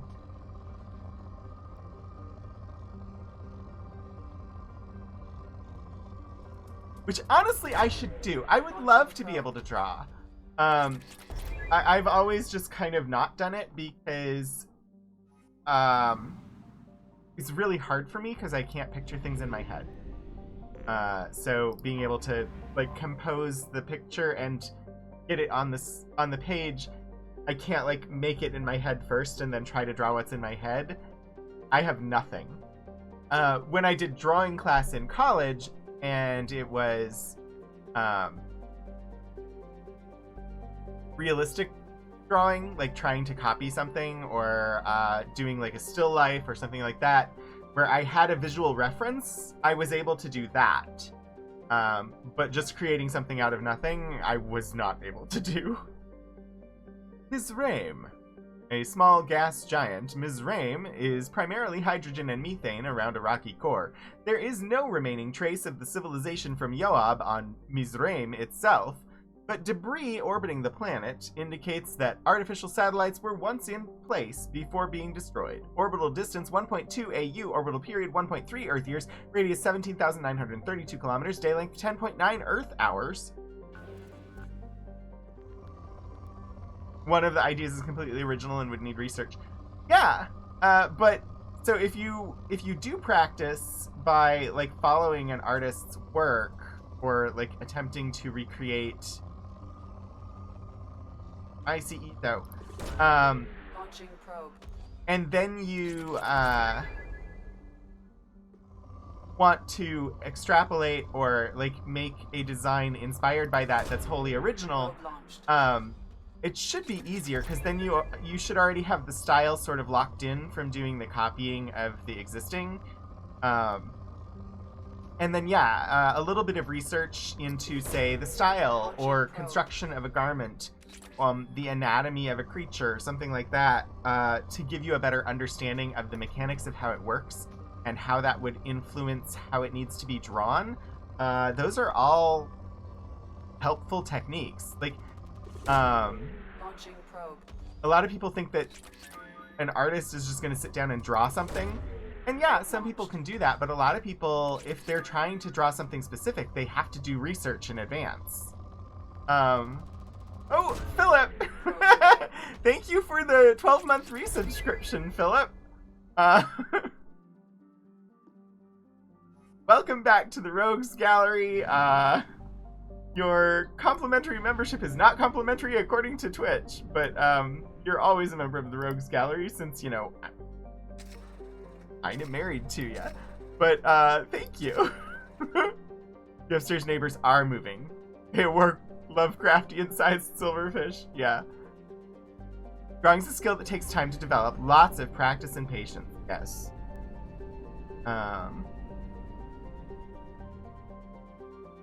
And yeah, it's a skill that Anomaly detected.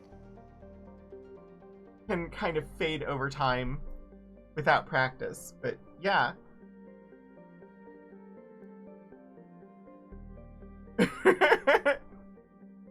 This stream brought to you by Philip Rent. Philip Rent, infinitely more reliable than Chantel. Indeed.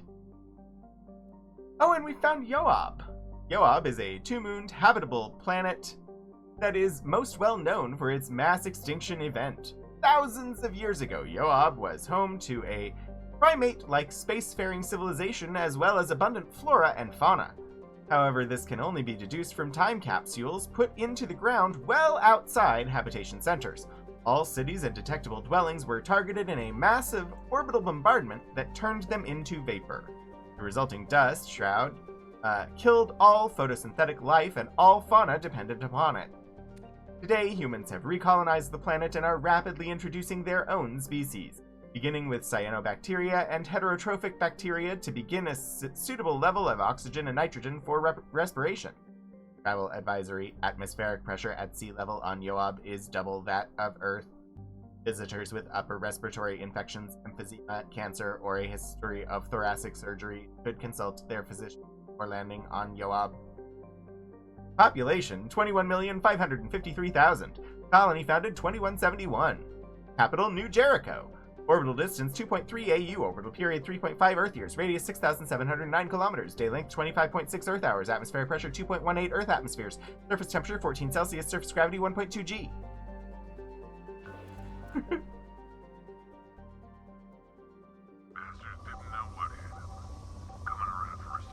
Oh, Tony proposes a good question.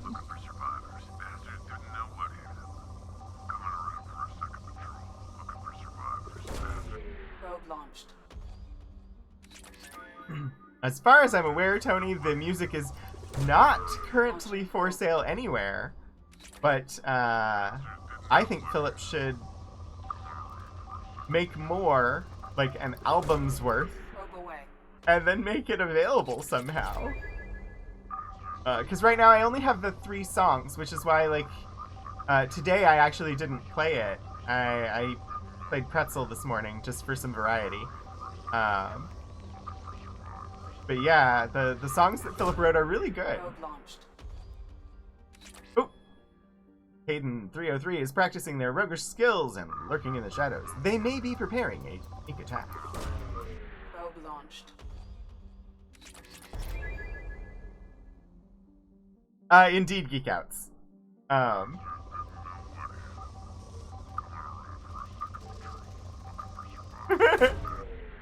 probe. Thing is, we did look into being able to get it on Pretzel, and that is a a more involved process than one would think. I don't know. Didn't Bandcamp just got...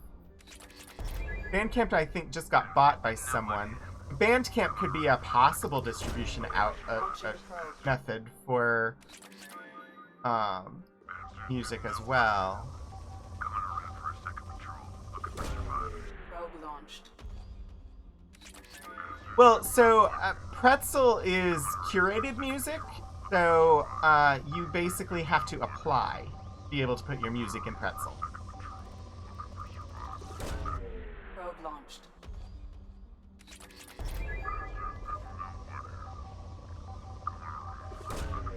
Launching probe. Oh, shit. That is right. Just here for coffee. I remembered they were bought. I forgot that it was Epic Games, which means that I basically want to have nothing to do with Bandcamp at the moment. I am not a fan of Epic Games. They are anti-consumer. They are... And they were just assholes about the whole Fortnite thing, the fight that they had with Apple when they put out that ad that set up... it was the Apple 1984 ad, but adapted to show Apple as, like, the big government thing, and Epic Games as being the underdog, nobody who was fighting back against the massive, all-powerful force. And I'm like, they're both billion-dollar companies. Epic is not some small little guy. But they tried to portray themselves that way.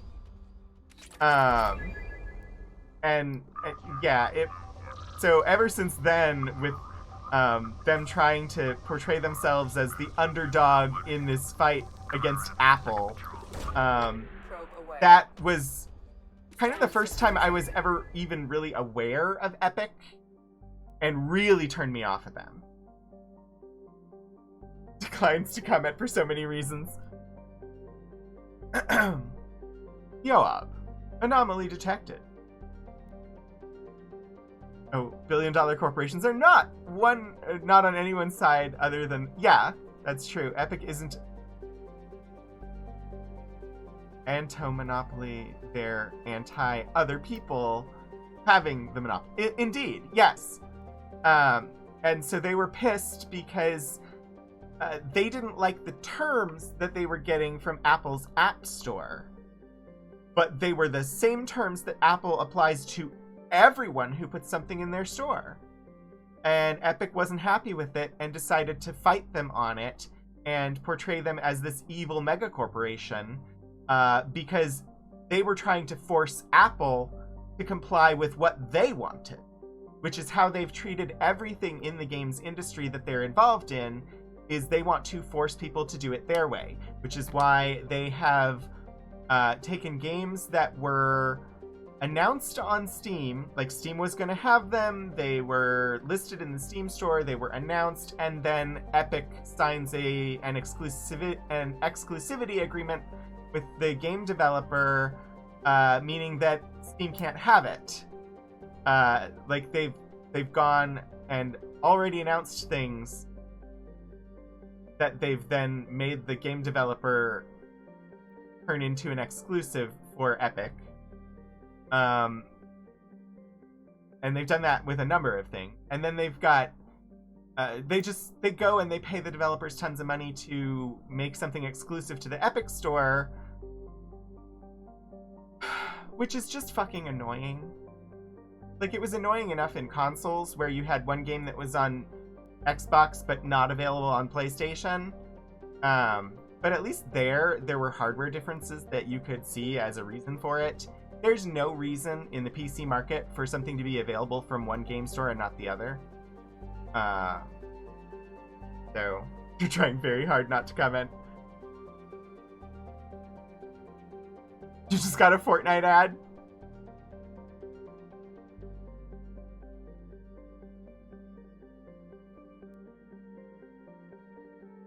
Oh, the Michelle Yeoh, the Everything Everywhere All at Once. I've been hearing good things about that. I probably won't get to see it for a while yet. I mean, it's only in select theaters right now, and I'm not quite ready to go out to a movie. So, yeah, Geek Outs. Tiny Tina's as well as Kingdom Hearts. I want to play Kingdom Hearts on my PC, but it's only on the Epic Store. So, Lord Portico, thank you for gifting a sub to Just Here for Coffee. Just Here for Coffee, welcome, or welcome back. I can't remember. Probably welcome back to the Rogues Gallery. Here's your dagger and cloak, I guess. I don't know. Welcome.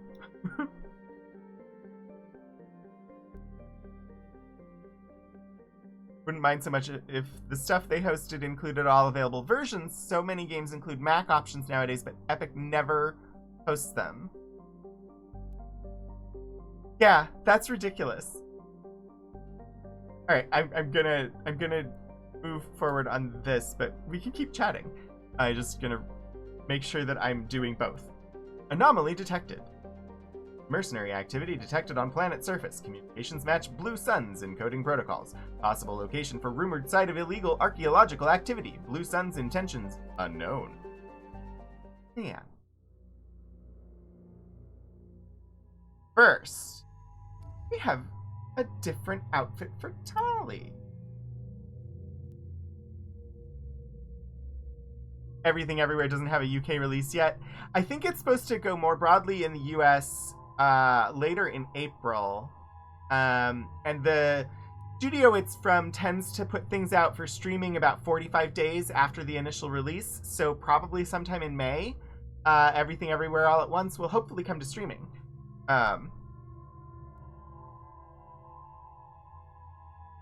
Illegal archaeological activity called Bree. I should probably... Oh, geez. What am I going to bring?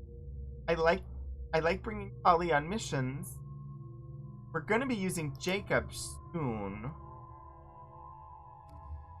I'm going to add Thane and Jacob, just because Jacob is going to be joining us for his companion quest soon.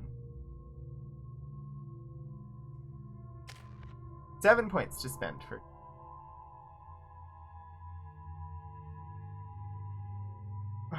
Gosh, I really don't want to boost this skill, but I will.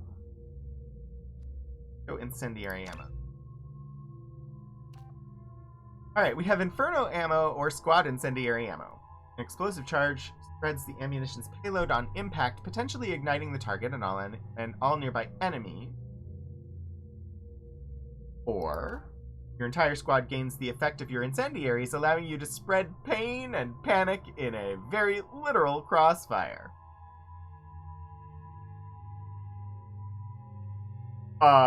Sure.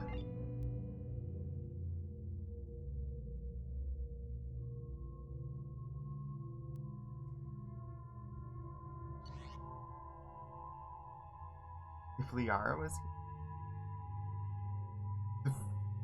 Field effect. Oh, yeah. Yeah.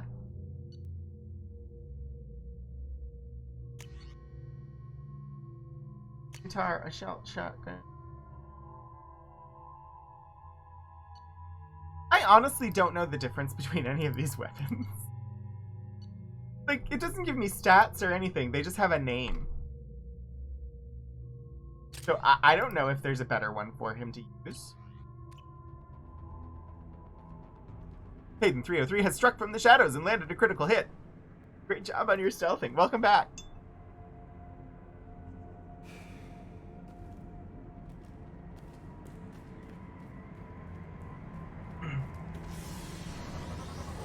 Alright.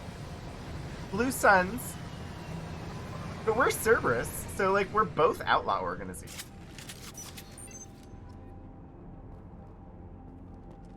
Retrieve artifact.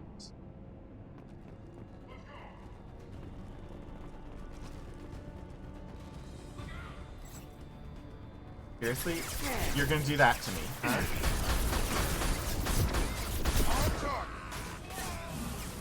One falls.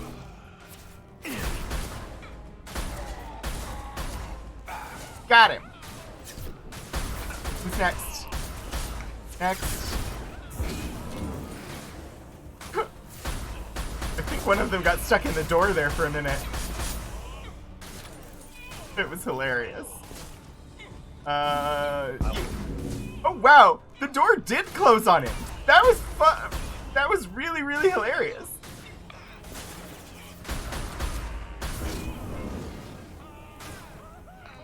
Oh. I do like that the incendiary affects all of us when he uses it. That was a good upgrade. I enjoy that upgrade. Refined Etho, I will take. Thank you so much.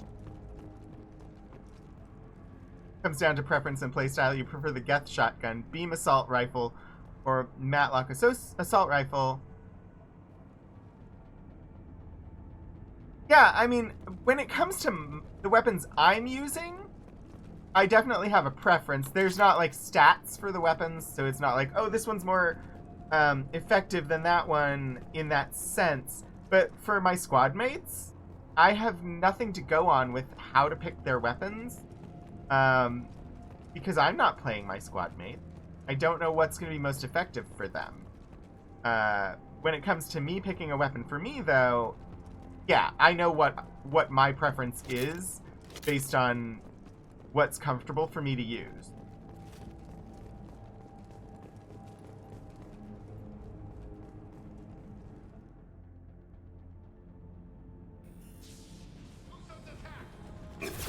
Oi! Oi! Stop that! Seriously, stop that.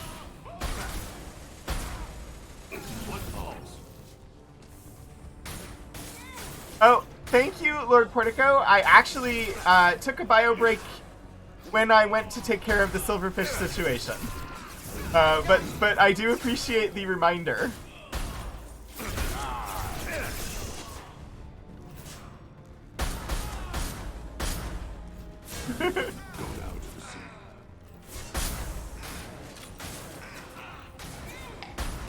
Go now to the sea. Oh, but we didn't bring Tali, so who's gonna say, go for the optics?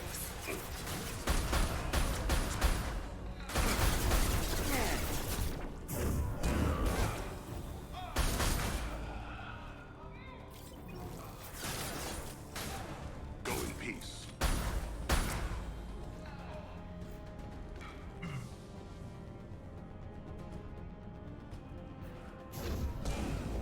Oh,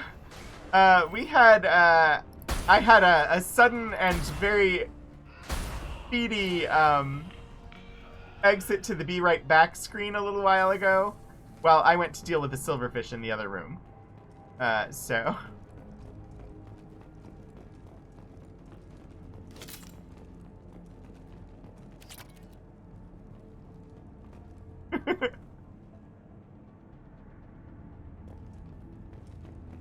The upstairs neighbors, I'm pretty sure that they were moving out today.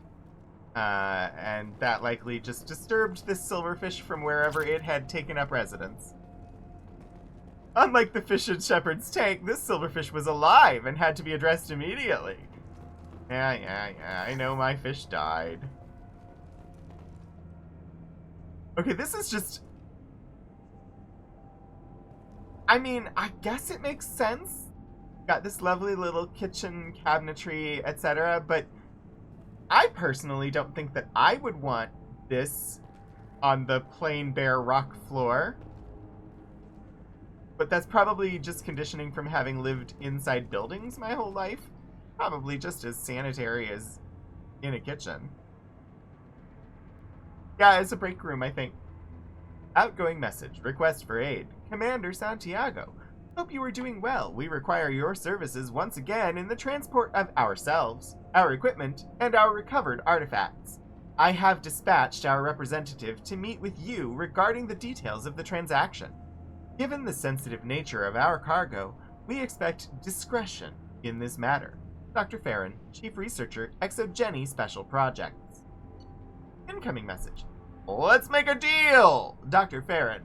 Of course, you can count on us to offer you escort and transportation. We have sent men and ships your way in good faith. Commander Vito Santiago, Co-Executive Officer, Blue Suns. Yeah, Portico, it's just, it seems off. Like, I get setting up tables and even, like, a food preparation area in this, like, it's a cave. But this is, like, installed cabinetry. They couldn't have installed, like, a floor and a wall in addition to the cabinetry, but at the same time, I guess this would be more cost-saving, but I definitely wouldn't leave knives and a cutting board out on the counter in this environment. They would be inside of a cabinet. I don't know why that... Which direction do I need to go? I need to go that way. There. Oh, there's too many options!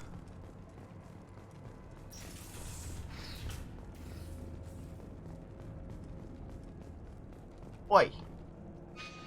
Now it wants me to go that way. There's 3 doors. Which one am I supposed to go through? I think they were going for the cave aesthetic. Is that like the design aesthetic in modern, like modern design aesthetic that has like the exposed pipes at the top of the ceiling and the concrete pillars everywhere, and see here, the ceiling is exposed, but they have walls. This makes much more sense. And it's the freaking bathroom. What? Wait. Why do they have a counter and cabinets in the bathroom?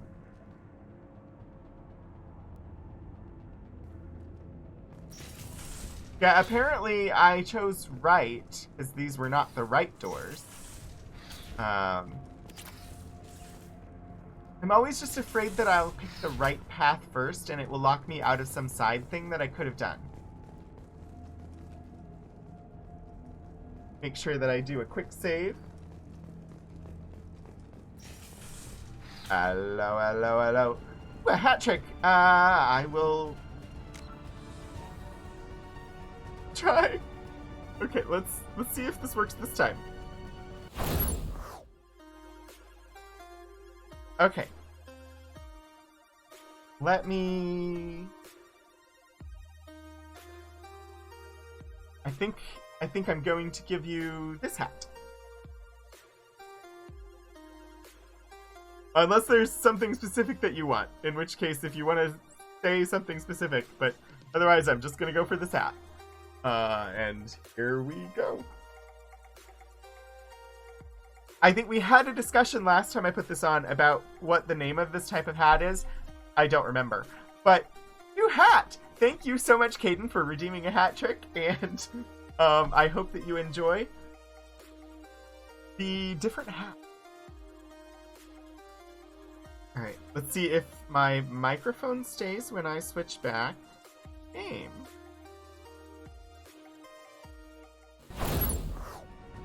Alright. Yes, it did. I don't know what was up with going from the Be Right Back screen back to the game screen, because the game screen should activate the mic. Anyway, whatever. Alright, let's see what we got. We have Fragile Crate. Fragile crate does not make for good cover. Perfect shot. Hi, welcome back, Geek Outs. Get over here.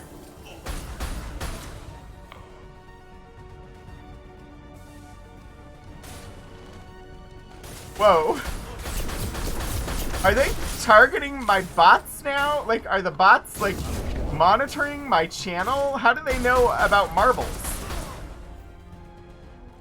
How did the bot know about marbles? It might be a trilby. I just have not done enough research into this specific hat style to be certain. But it may indeed be a trilby.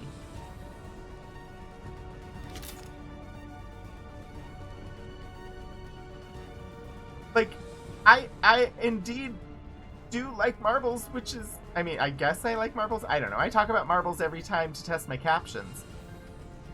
But I never expected the bots to love the marbles so much that they decided to come and see me just because I talk about marbles.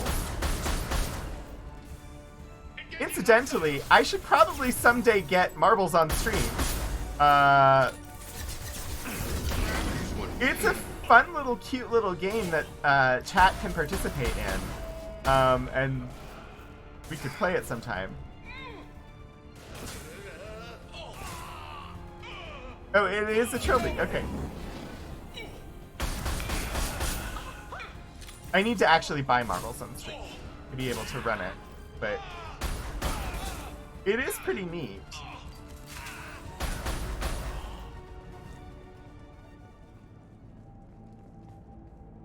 $1,200 attempts a day. It was bound to hit one relevant stream. 14,000 channels? Yeah, that's a bot.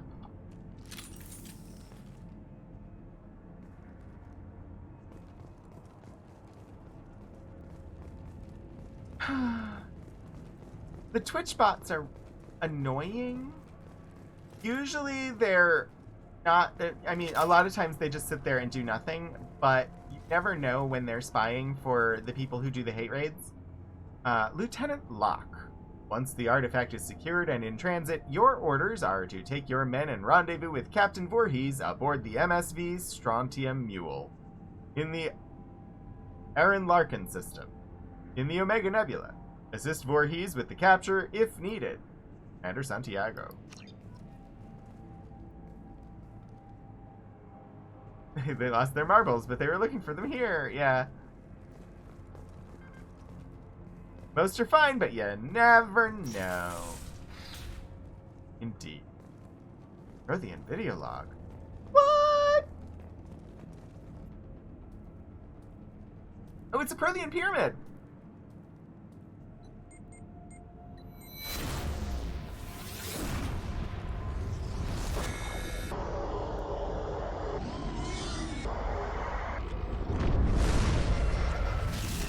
We haven't had one of those since the beginning of ME1.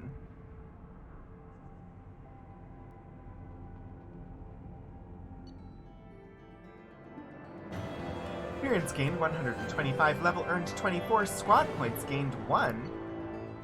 Recovered Prothean relic, eliminated Blue Sun's presence at dig site. 7,500 credits, 500 Ezo.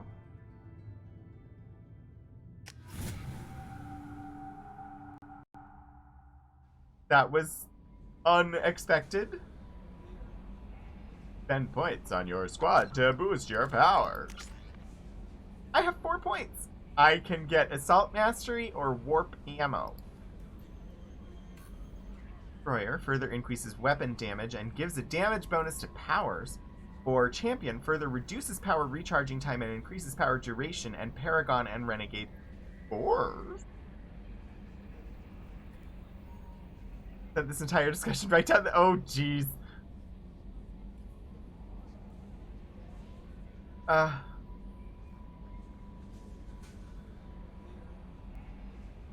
In our D&D game last night, we found a Cauldron of Plenty.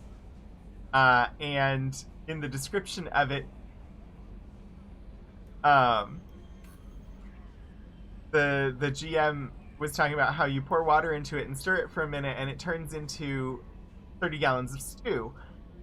But when he said that, he said turns into 30 gallons of stool. And we cracked up because, you know, toilet humor. Oh God, Portico! Thank you for reminding me. It's caused by warp ammo. Squad members also gain heat. I'm gonna go for champion, I think. Reduces power recharging time, increases power duration, and Paragon and Renegade scores?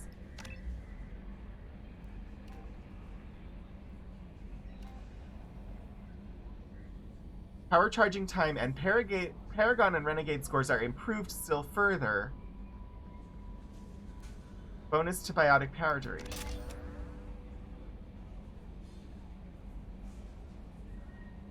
Custom campaign at once. That and the Hunger, that would be good. Not a free-for-all battle. Or story-based like Mockingjay. No, that would be really good. But yeah, when we went back to town and gave the Cauldron of Plenty to the town, we did not tell them that it would make 30 pounds of stool. It probably will make more than 30 pounds of stool, considering that after everybody eats the stew, there will be stool. But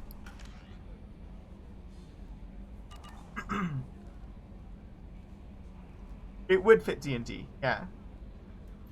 Oh, Poulon. Adventures of Tony is practicing their roguish skills. Might be preparing a sneak attack.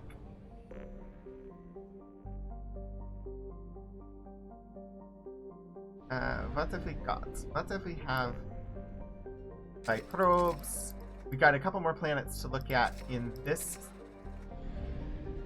That was an interesting little, you know, excursion. We had a Prothean relic, apparently. Endless food machine would also create endless poop through one of those transitive properties. Indeed. We also didn't tell the villagers that when we found the Cauldron of Plenty, the hag who owned it was putting the intestines of the lost fisherman into it. You know, we washed it out, but we didn't tell them that that had happened. Incidentally, I got the killing blow by pushing the Cauldron of Plenty over onto the hag, scalding and crushing them. It was amazing. This planet is called Goliath. A hydrogen-helium gas giant, Goliath's orbit takes it near the system's mass relay, a useful event for drive core discharges and automated helium-3 refueling platforms. Unfortunately, its orbit is currently taking it away from the relay, and it will continue this inconvenience for the next 3 galactic standard years. Orbital distance 4.8 AU, orbital period 10.5 Earth years, radius 74,985 kilometers, day length 14.1 Earth hours. And now every dish tastes a bit like hag, but worth it. I mean, we are in the Rime of the Frostmaiden, so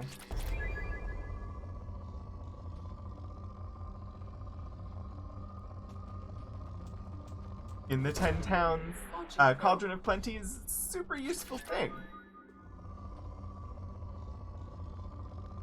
Yeah, it was. She was trying to tempt us with the food and convince us to like accept gifts from her and not fight her, and so it seemed rather poetic that I put her in the pot.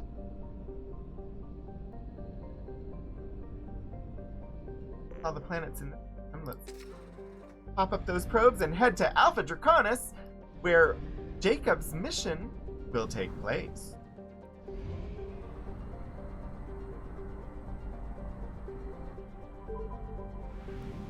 Alpha Draconis, a 2-planet system. Start with the outer planet here. 2175 AR2. still formally unnamed. This planet is a hydrogen-helium gas giant with 21 moon-sized objects.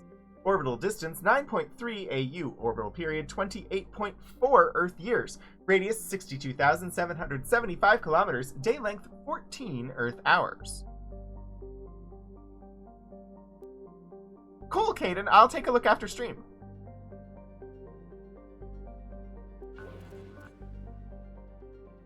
We don't need to get any resources from this planet because it is resource poor. Melt the cauldron down into a mace and call it Hagsbane. My character, my, fairy fighter, has 2 rapiers. And they are called Singing Song and Encore because my character comes from an entertainer background. And which is really funny because I act quite like a bard even though I'm a fighter. 2175 Aia. Named after an Asari scientist, this remote planet appears to have been on the list of forbidden mass relays that led to uncharted space. The little data available comes from one far-off probe flyby that reports 2 planets orbiting a white dwarf star. Your own scans yield far more interesting results. The planet is within the habitable zone of the star. It has oceans of liquid water and a thin nitrogen-oxygen atmosphere consistent with carbon-based plant life. It's possible this is an as-yet unexplored garden world.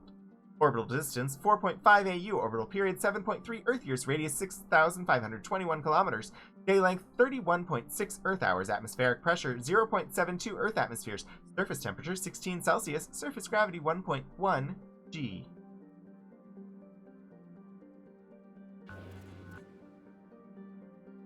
I didn't want to play a bard, but the entertainer background worked well for me, and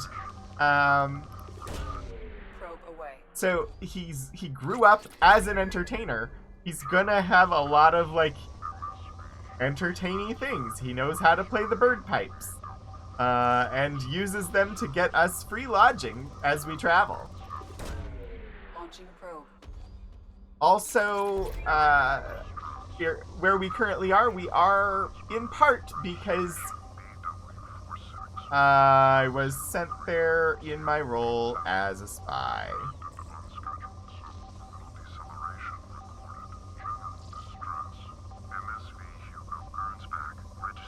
Because I spy for the Harpers. Probe launched. Caden is lurking once more. Enjoy your lurk. Launching probe. I'm trying to avoid scanning the anomaly until I have depleted the resources. Yes, I know. Hugo Gurn's back. What we're here for. It's Jacob's companion quest. Jacob, who seems like a nice guy, but also, like, voluntarily works for Cerberus. A great example in an actual play is Xander's character on Relics and Rarities. Played a druid mechanically, but described the actions like an alchemist. Spells became potions and salves. That is an excellent implementation of playing one class like another. I'm trying to remember Relics and Rarities. Was that the one that Deborah Ann Woll did? Was that show? I don't remember. I think it might have been. Okay, I saw the first couple of episodes of that. I didn't stick with it enough. And then, of course, the channel just sort of stopped producing content. But it was one that I liked, but didn't quite get all the way into. It was that was one that I found interesting. I just hadn't had time to dedicate to watching it. The other one that I was... So, okay, I loved Becca Scott's show.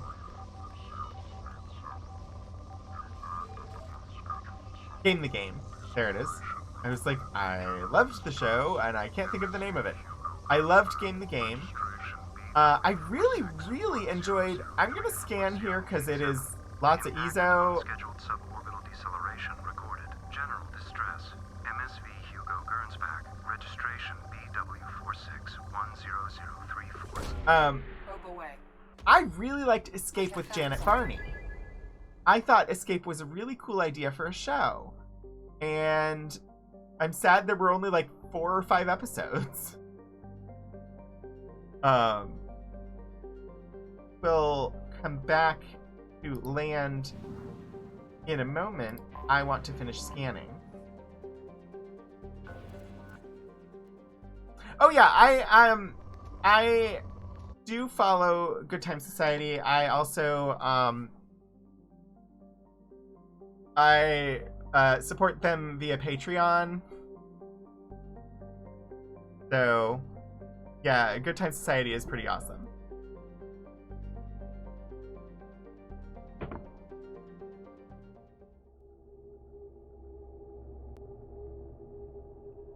Alright, so we have Jacob automatically. Our options are I could bring Tali or I could bring Thane. And Tali's like awesome. I like Tali, but I could bring Jacob. Or that'd be Thane, because Thane is like hot lizard boy. You only really started watching GNS toward the end of when it was producing content, because technically it's still there, it just doesn't do anything. If you sub to GNS on Twitch, basically all the content is still there. It's just the stuff that was on Alpha that's not available that way. But you do have to sub to be able to watch it, and scanning through back episodes of things on Twitch is unfortunately really difficult. GNS has been seeming to put some more stuff on YouTube lately.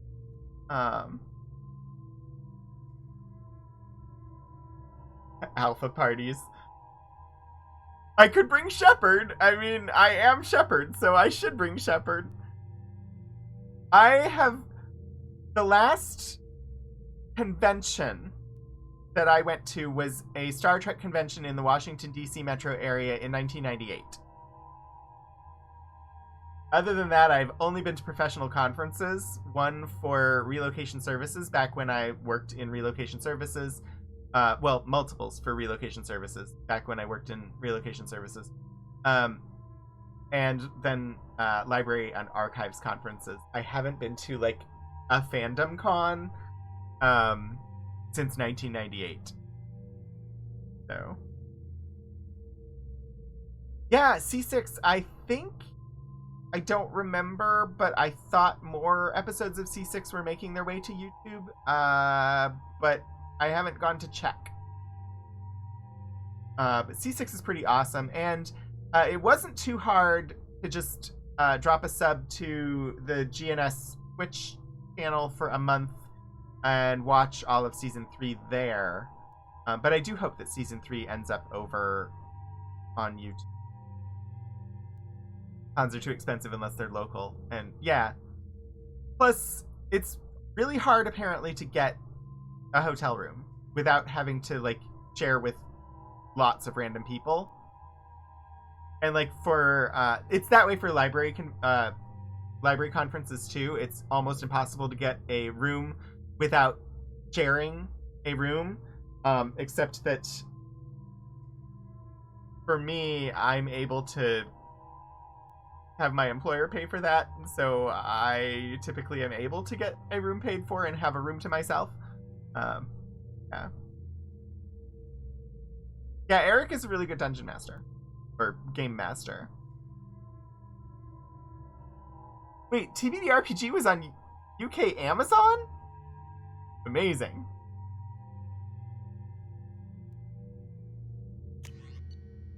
I am quite interested in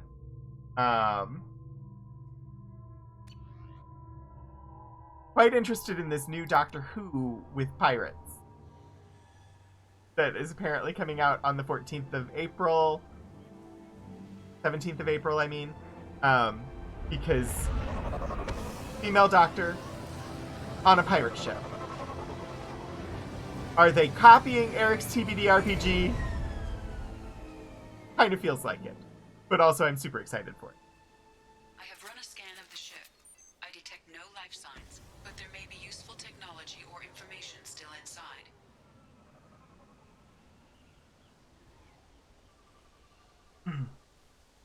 One Doctor Who live play.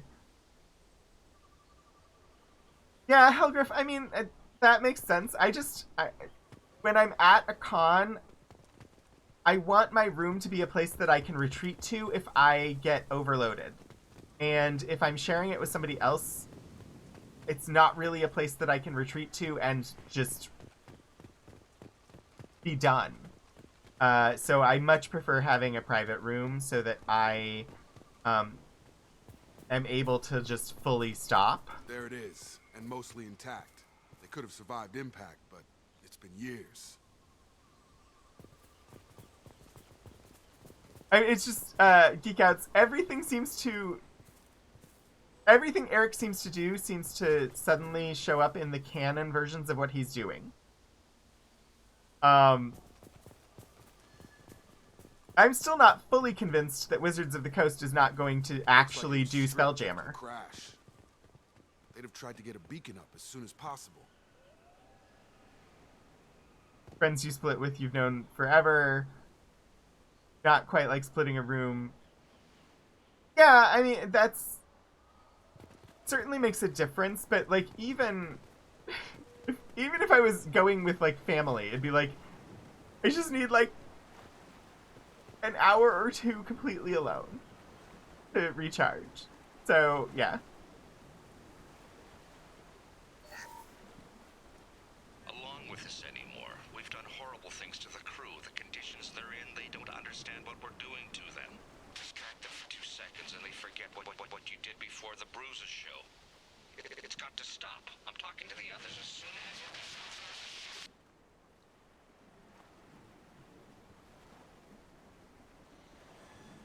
That doesn't sound promising.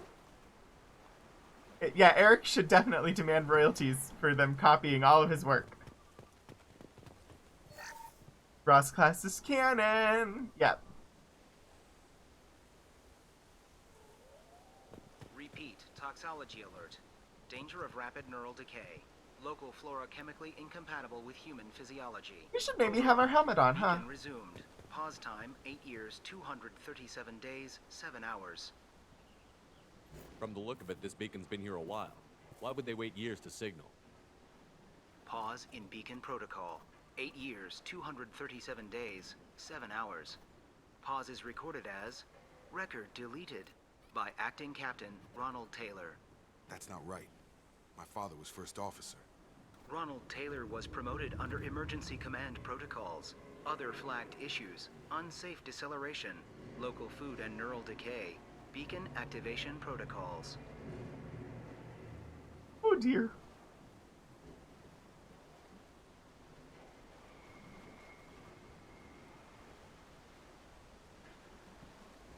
Who's in command of this ship? Where are the survivors? Captain Harris Fairchild reported killed following unscheduled suborbital descent. First Officer Ronald Taylor promoted in-field to acting captain. Okay. Where is he now? The location of the remaining crew of the Hugo Gernsback is unknown. This beacon has been unattended for several maintenance cycles. I assume unsafe deceleration refers to the crash. Give me the details. Unsafe. Following an unspecified impact and sublight drive failure, the Hugo Gernsback made an unscheduled descent at 465% of theoretical recommended suborbital That's pretty velocity. fast. The Hugo Gernsback then decelerated at 782% of theoretical recommended approach velocity, sustaining significant damage to investment and crew. Well, that shows priorities. Damage to investment and crew. Why wasn't the beacon activated before now? This emergency beacon became functional after 358 days, 12 hours, following the unscheduled suborbital descent of the Hugo Gernsback. Activation was triggered remotely after 8 years, 237 days, 7 hours on the authority of Acting Captain Ronald Triggered Taylor. remotely? Pause in Beacon Protocol is recorded as record By Acting Captain? Local food impairs brain functions? What are the effects? Impairment of mental function due to chemical imbalance begins within 7 days of ingesting local flora, regardless of decontamination or preparation. Impact on higher cognitive abilities and long-term memory is cumulative, but significant within a standard month. It is not known if neural decay is permanent. Data collection was not completed. Geekouts, you are 100%. They should just hire Eric. I've come to discover many of the things that I really liked on Geek and Sundry, Eric had a hand in, or was writing for, which is probably why I liked them. Come on, let's get going. Let's check the ship. My father had the beacon for almost 9 years. Maybe that neural decay affected him. I doubt that ship carried 10 years worth of food. This is a weird crash. This is like a mystery.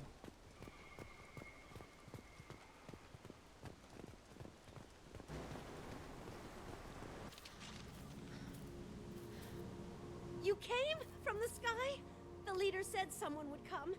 He delayed for so long, but he still has power. Some have lost faith. The hunters. They will have seen your star. They will not let you help him.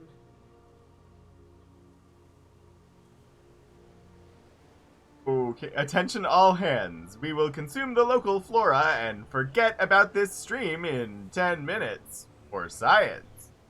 Thank you, Portico. What are you talking about? You're not making sense. I don't remember how to say it. He's our leader and we serve so we can go home. But some want to fight him. They were cast out. He exiled them, so they hunt his machines and those who help him. They don't believe that rescue will come. Hunters, they won't stop until the leader is dead. Kill them! Agents of the liar! He will not escape! Agents of the liar? Oh boy. Things are not well here, Jacob. Maybe you should just say goodbye. Let your father go? Excellent shot. Go in peace. Seriously? 2 shots to the head and he didn't go down.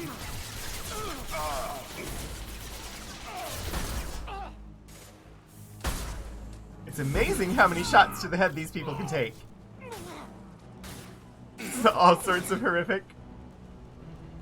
Neural decay doesn't quite cover the reality of it. My father wouldn't let this go on. Something is very wrong.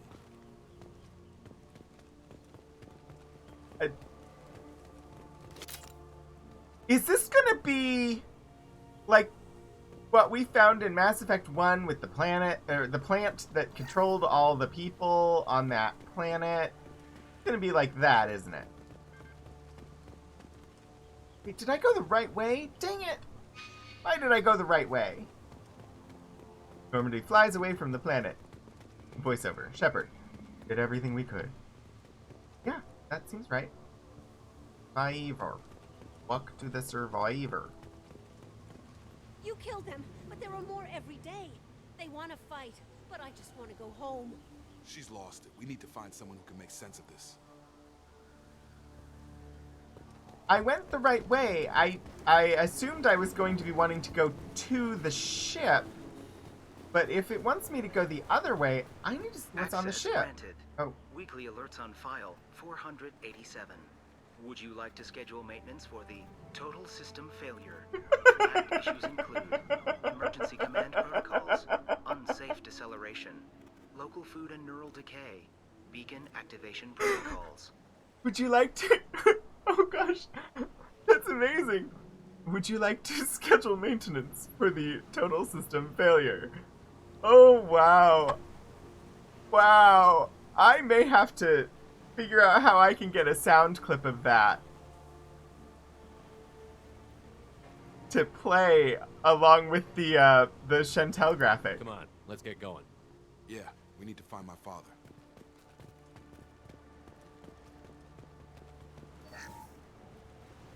Along with this anymore, we've done horrible things to the crew. The conditions they're in, they don't understand what we're doing to them. Distract them for 2 seconds and they forget what you did before the bruises show. It's got to stop. I'm talking to the others as soon as...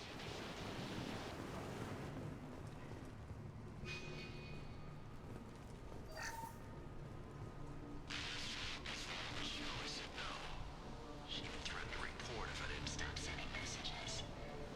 But now she's so innocent. They all are. That look she gives when she smiles. It's sure easier now.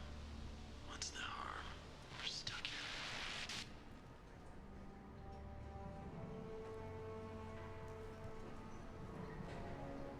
The ship is... This mission is dark and full of horrors. What was her name? Sarah? Suzanne? My God, I can't remember. I can't remember her face. We need to get out. So I can remember. Can think straight. They have to hurry.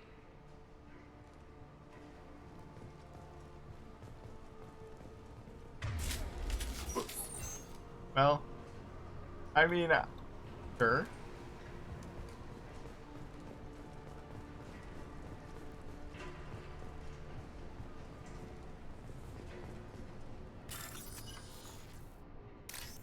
Oh, this one.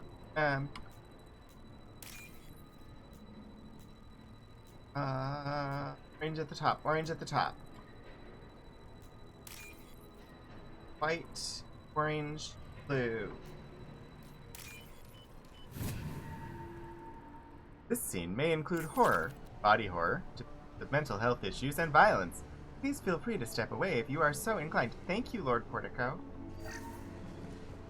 Can't expect the luxury of due process, but this isn't a military ship. Just bumping the command line up a notch doesn't work. Captain Fairchild knew this crew. His replacement doesn't command the same level of respect. I'm hoping the man has it in him.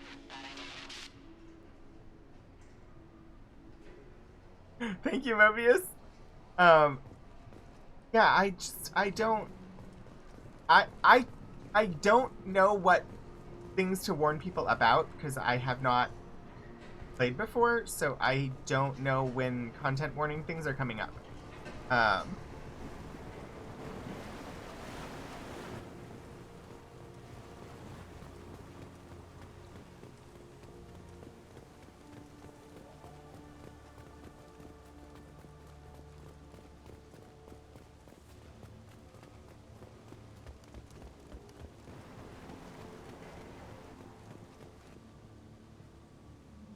Too long ago to remember, but it's coming back. Some really evil people.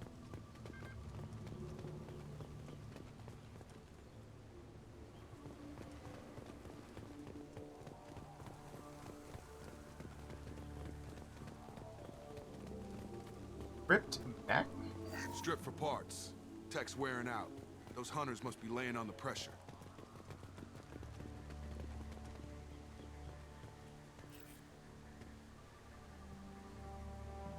That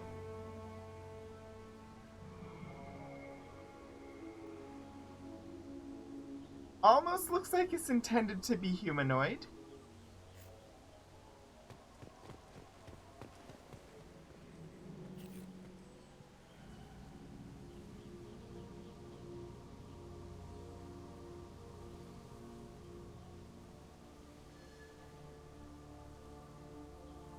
All female presenting.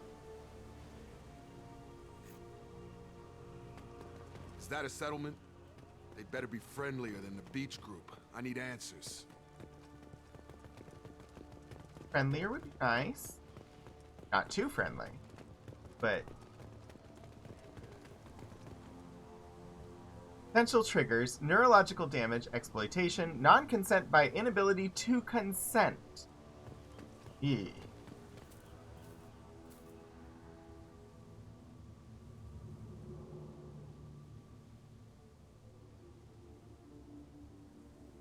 have the same uniform as our attackers. Definitely not as aggressive, though. There aren't any men here. Maybe it affects genders differently. Makes males get violent? Possibly. But the female on the beach said the exiled ones came back as hunters.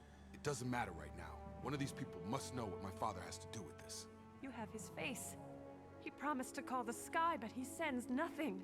He forced us to eat, to decay. You are cursed with his face. Not the best reaction to the family resemblance, Jacob. Why would my father force his crew to eat toxic food? Whatever's happening here needs to stop.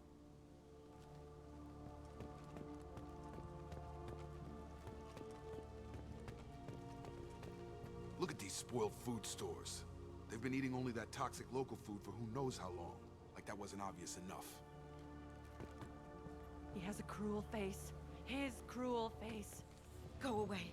You are like him. You will keep us here. I can't talk to you. I don't want punishing.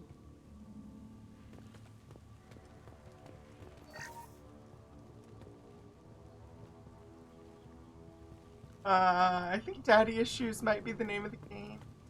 He keeps us, protects us, and we please him like he demands. Oh, I think my The hunters will gun kill is you. getting itchy. They fight because he exiled them and waited too long. He is bad.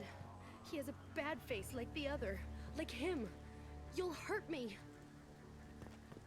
Thane is a daddy and has issues. Somebody had to push them to make that. That's borderline worship. Yeah, Thane is the daddy issue. I have hit a quick save. Thank you, Mobius.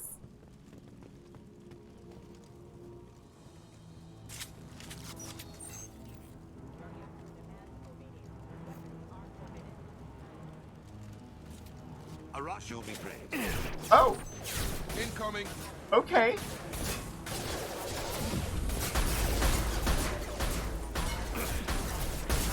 Race the sea. Even Terminus pirate clans rarely kill their own crew to enforce discipline. Well, that would make them hate him. Maybe it was just for defense.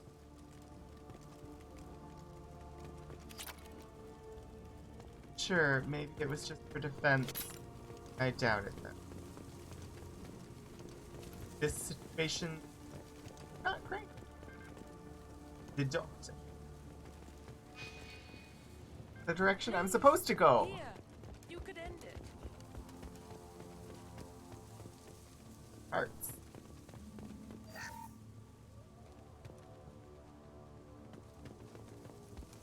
Oh.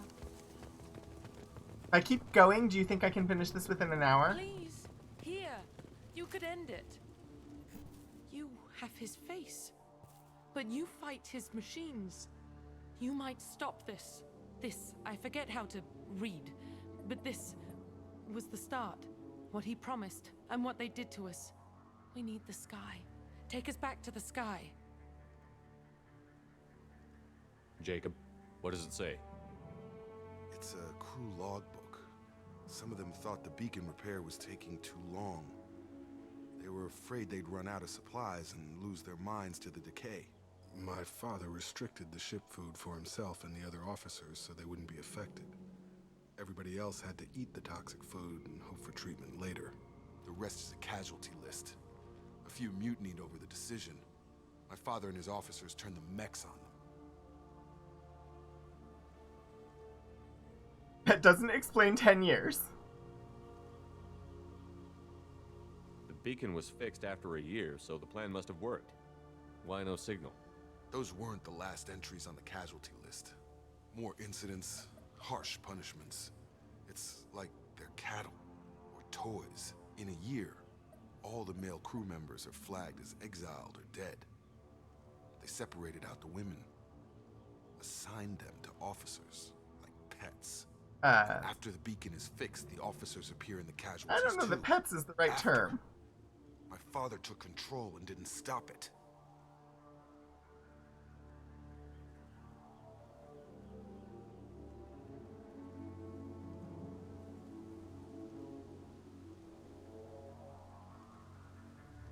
Anything in there about whether the effects of the toxic food can be treated?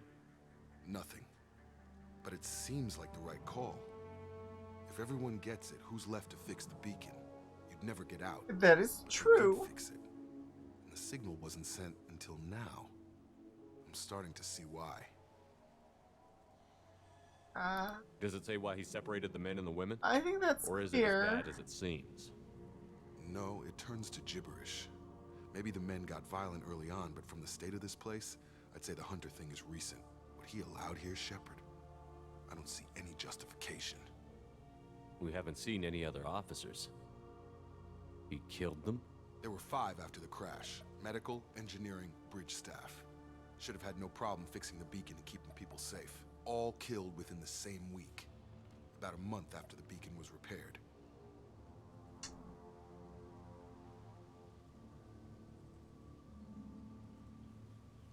It's looking like he only activated the beacon because the men have come back ready to fight. He let this happen, and now it's biting him in the ass. 9 years. Why didn't he set it right? I need to He's a find this man. bad man. Glad they cut no corners in pointing out how wrong what happened here is.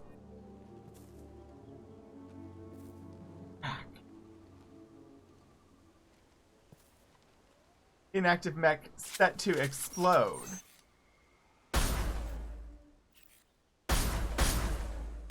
Oh, I can set it to explode. I think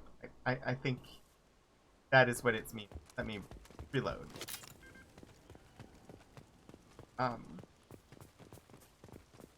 I read that as it is set to explode, and that was not accurate, but...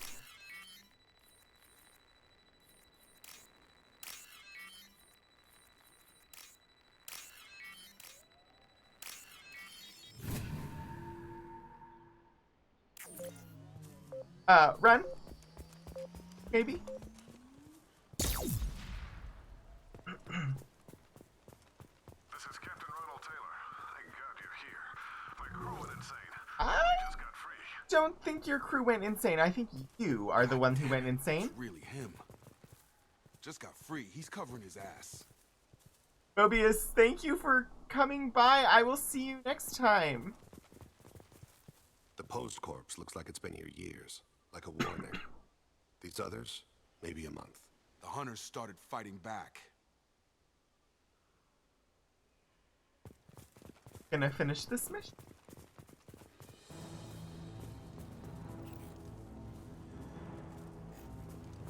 Enemies ahead. Oh, Victorian! Come on up. Hello. One moment.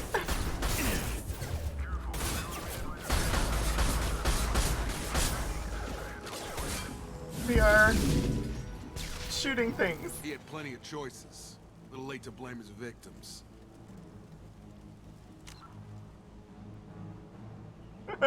No, it's totally fine. It didn't affect what I was seeing, but, Hi! Welcome in! Thank you so much, Mixarian, for the raid! Welcome, Raiders. I'm Rogan, this is, my channel, and this is the Rogues Gallery.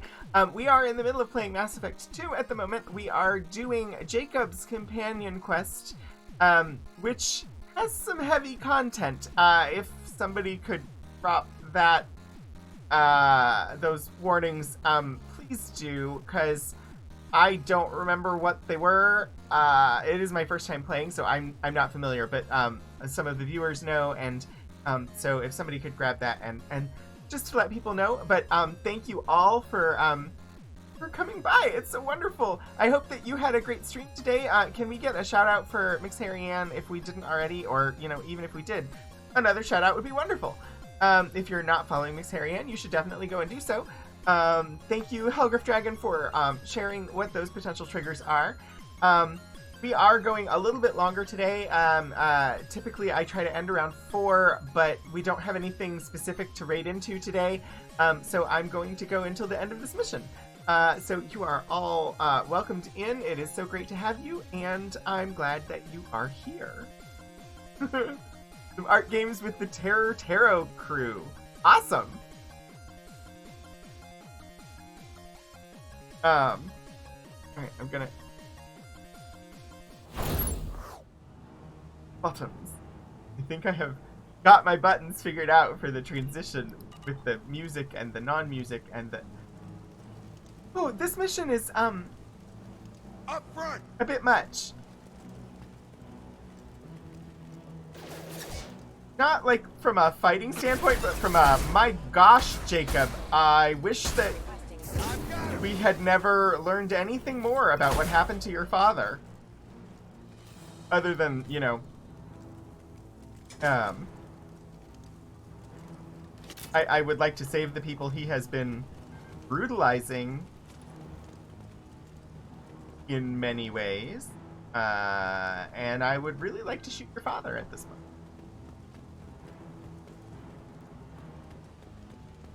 Because I don't think he's a nice guy.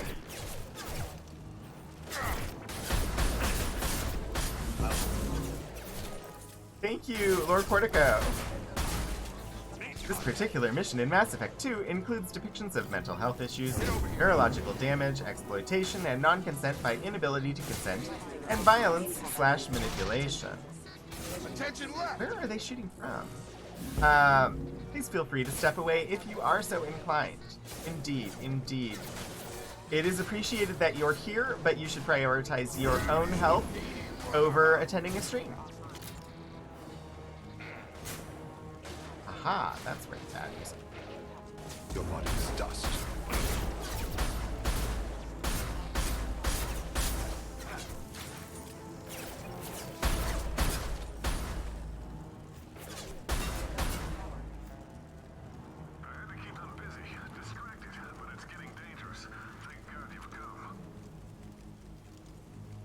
He had his fun, and now he wants out. Son of a bitch.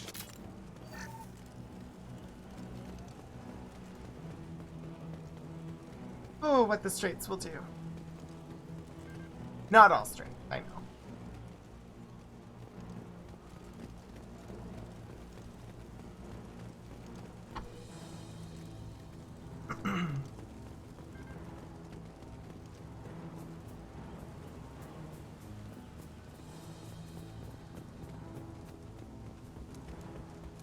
Still checking for resources as I advance forward. Hello, more robots. Go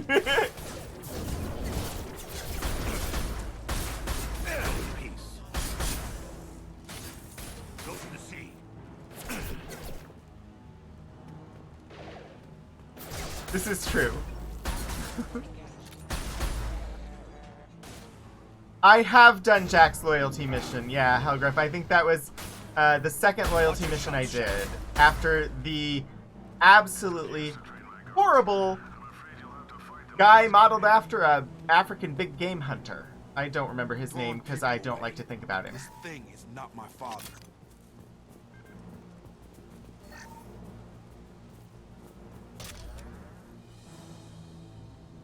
And if anyone's curious about my stream title, I've been doing a thing that is sort of a mystery for the viewers, where my stream titles on Sundays are all pulling from one source.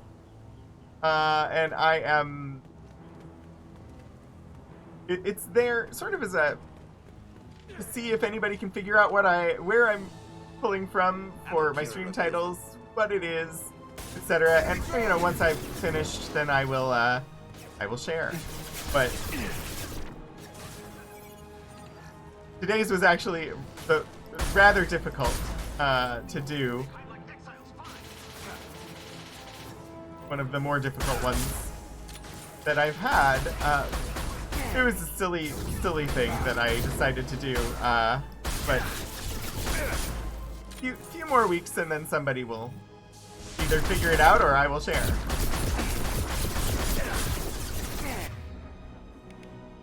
Black hole gun.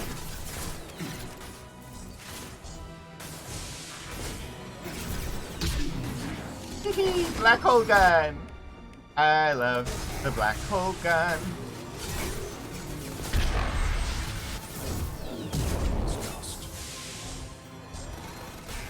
It's like, I don't think the black hole gun killed it. Aha!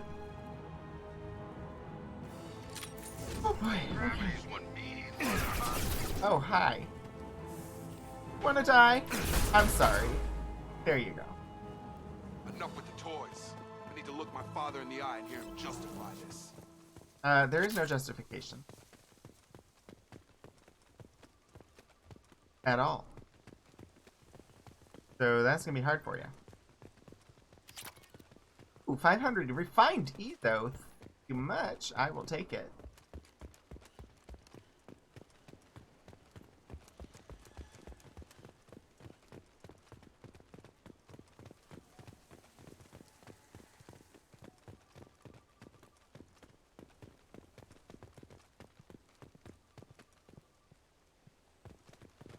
I do think that Jacob probably knows that there is no justification for what his dad did. And that's, I think, part of why I like Jacob, because genuinely like a good guy.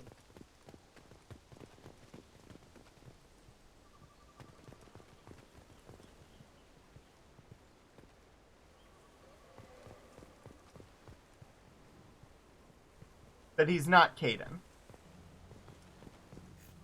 You're here. I knew a real squad would blow through just fine. Sorry if the mech scuffed your pants. I'll get you something nice when we get back to Alliance space. I've gotta have some back pay coming.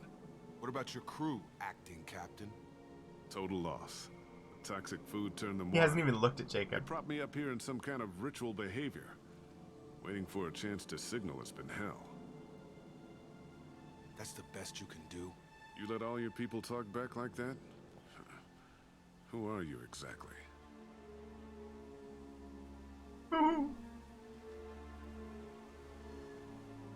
Commander Shepard of the Normandy. I believe you're acquainted with Mr. Taylor. Taylor? Jacob? No. Not Jacob. Why not me? Would 10 years of this look better to anyone else in the galaxy? You have to understand, this isn't me. The realities of command, they change you. I wasn't ready for that. I made sure you were taught right.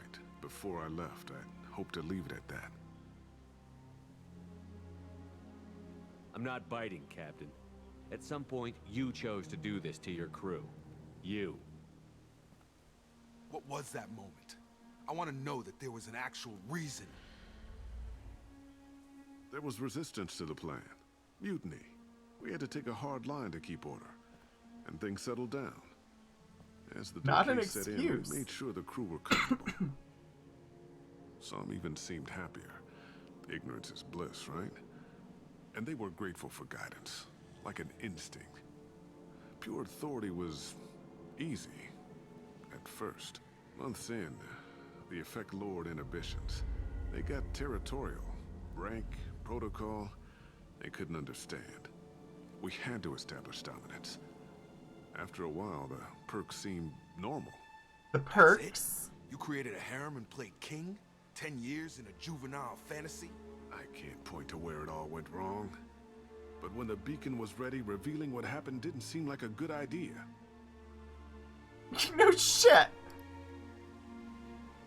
Because you knew it was wrong the whole time. What happened to the other officers? Anders found his conscience a little late to step back. He had an accident. Things got tense. End of the day, I was the one with the mechs.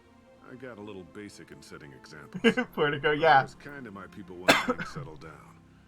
Seemed like I'd earned some peace. You fought over people like they were toys. Things. The stores from the ship couldn't last forever. You had to know this would end one day. Dining for one can really stretch things out. Besides, I can think of a lot worse retirement plans than stripping down and Dining for joining the one. rulers. That was before the hunters, of course. Dumb or not, I'd feel it if they got their hands on me now. They want blood. I'd prefer to keep it. It's all about you. Everything. You didn't feel any responsibility to get out of here for the sake of family? I gave him a good start. He was a smart kid and was better off not following me. We figured that out a long time before I took jobs in deep space. And after things escalated here, it seemed best to just disappear off the galactic map. till you needed someone to save your ass. What triggered the males to change and threaten you?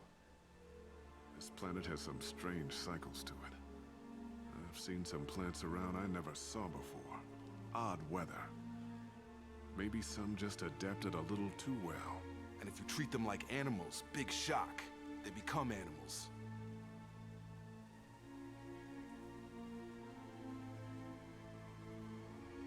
Can't say this wouldn't be a hell of a vacation. But you don't get to just walk away after all this time. Sorry, I have to go renegade on this. I didn't exactly like what I said when I picked that option, but... I don't know who you are, because you're not any father I remember. I'm pretty sure we can spare the ammo. Yeah, you're right. But I'm not taking the shot. I will. My father owned his mistakes. He was a different man. Oh, a good man. I think a very specific content warning for self-harm might be in order. This won't stop them. It's not for them, Dad.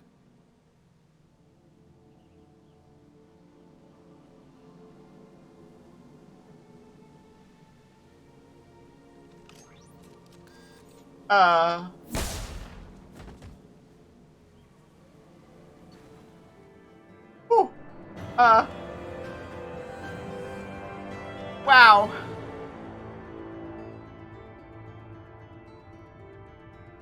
That mission was very heavy. I did not expect any of that going in. You never went renegade, so you weren't aware of that path? Well, I mean, as soon as I saw it, we knew that this was a heavy mission, thanks to your warnings earlier. As soon as I saw the gun in his hand, I knew what was coming, and so I tried to give as much warning as I could. I've not played before, so I didn't know what was coming before that. Mass Effect, why must you continue resorting to this tactic?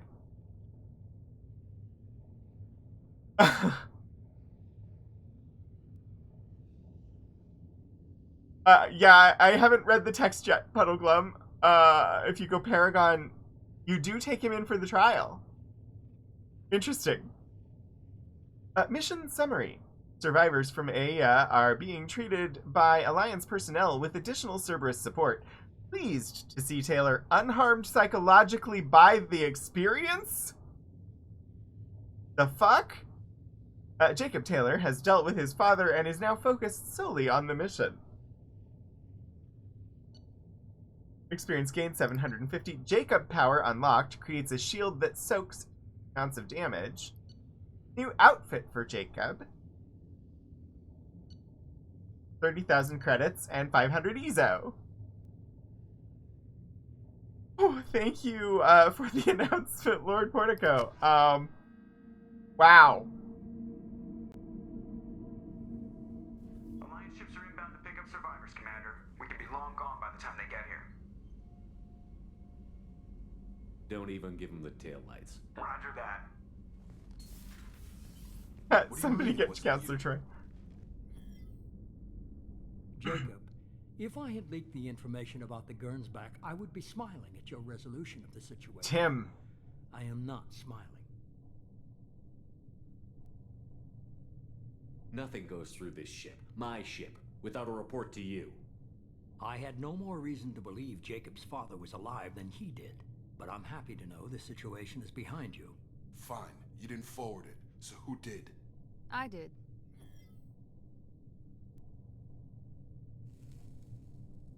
Figures. Who else could get into Cerberus channels?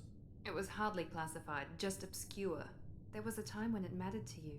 Sending this along seemed like keeping an old promise. I keep my promises. Miranda, we'll discuss your liberal interpretation of security protocol in private. Shepard, Jacob. I feel like we were supposed to do Jacob's companion mission before Miranda's, because I also kind of feel like that didn't feel like Miranda after her companion mission.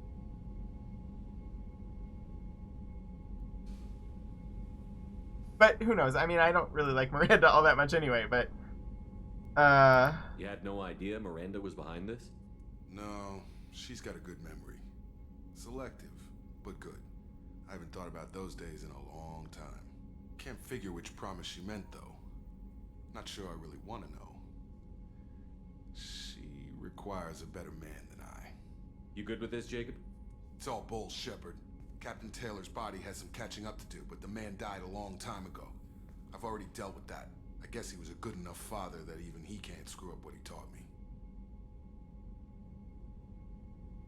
They intend you to bond with Jacob first. First mission, he tells you, yeah. And I delayed a long time before I have chosen companion missions more based on geography in the galaxy than on whose missions I wanted to do first.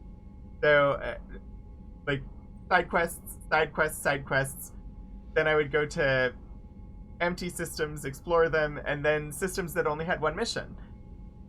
And I started with the ones that were closest to me. So it definitely feels like they meant for me to do Jacobs before Miranda. That's all. Come on. We've got work to do. Aye, Commander. Shepard. Thanks for the help. Anytime, Jacob.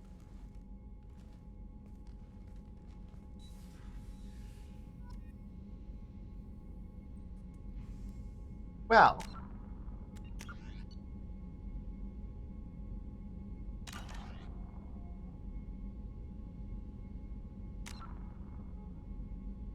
I'm going to save, which I just did, and we're gonna pop to the credit scene.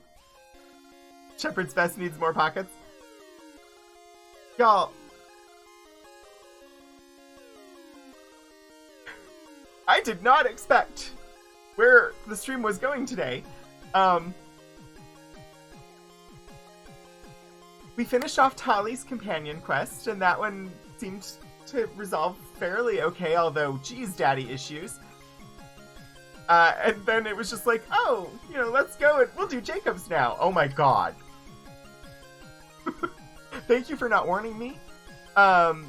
Because I don't want the spoilers, so thank you for not spoiling, but thank you very much for watching out for each other and dropping content warnings in the chat. I very, very, very much appreciate that. So I do want to say thank you, everybody, for coming by. I'm going to look and see where we might drop a raid.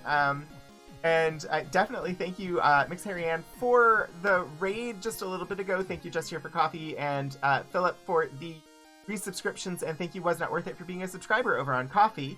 None of Shepard's fish were harmed in making this stream because they were already dead. Yeah. We could pop in on Disco Does D&D. Could pop in on Trisha. Could pop in on the Opera Geek.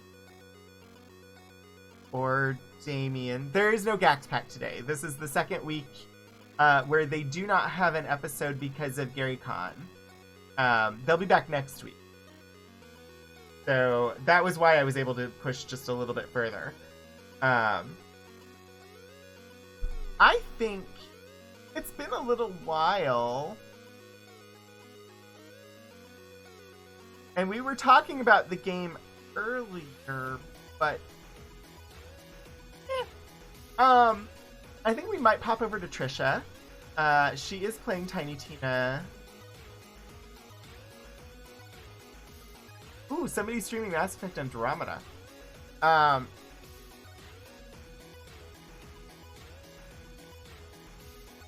I'm probably gonna go to somebody that I'm familiar with, just because I'm more comfortable with that. But thank you for the recommendation. I will check them out and perhaps raid them in the future. So yeah, I think we're gonna pop over to Trisha Hirschberger. It's been a while since I said hello over there. Yeah, thank you everybody for stopping by today. I really, really appreciate having you come by.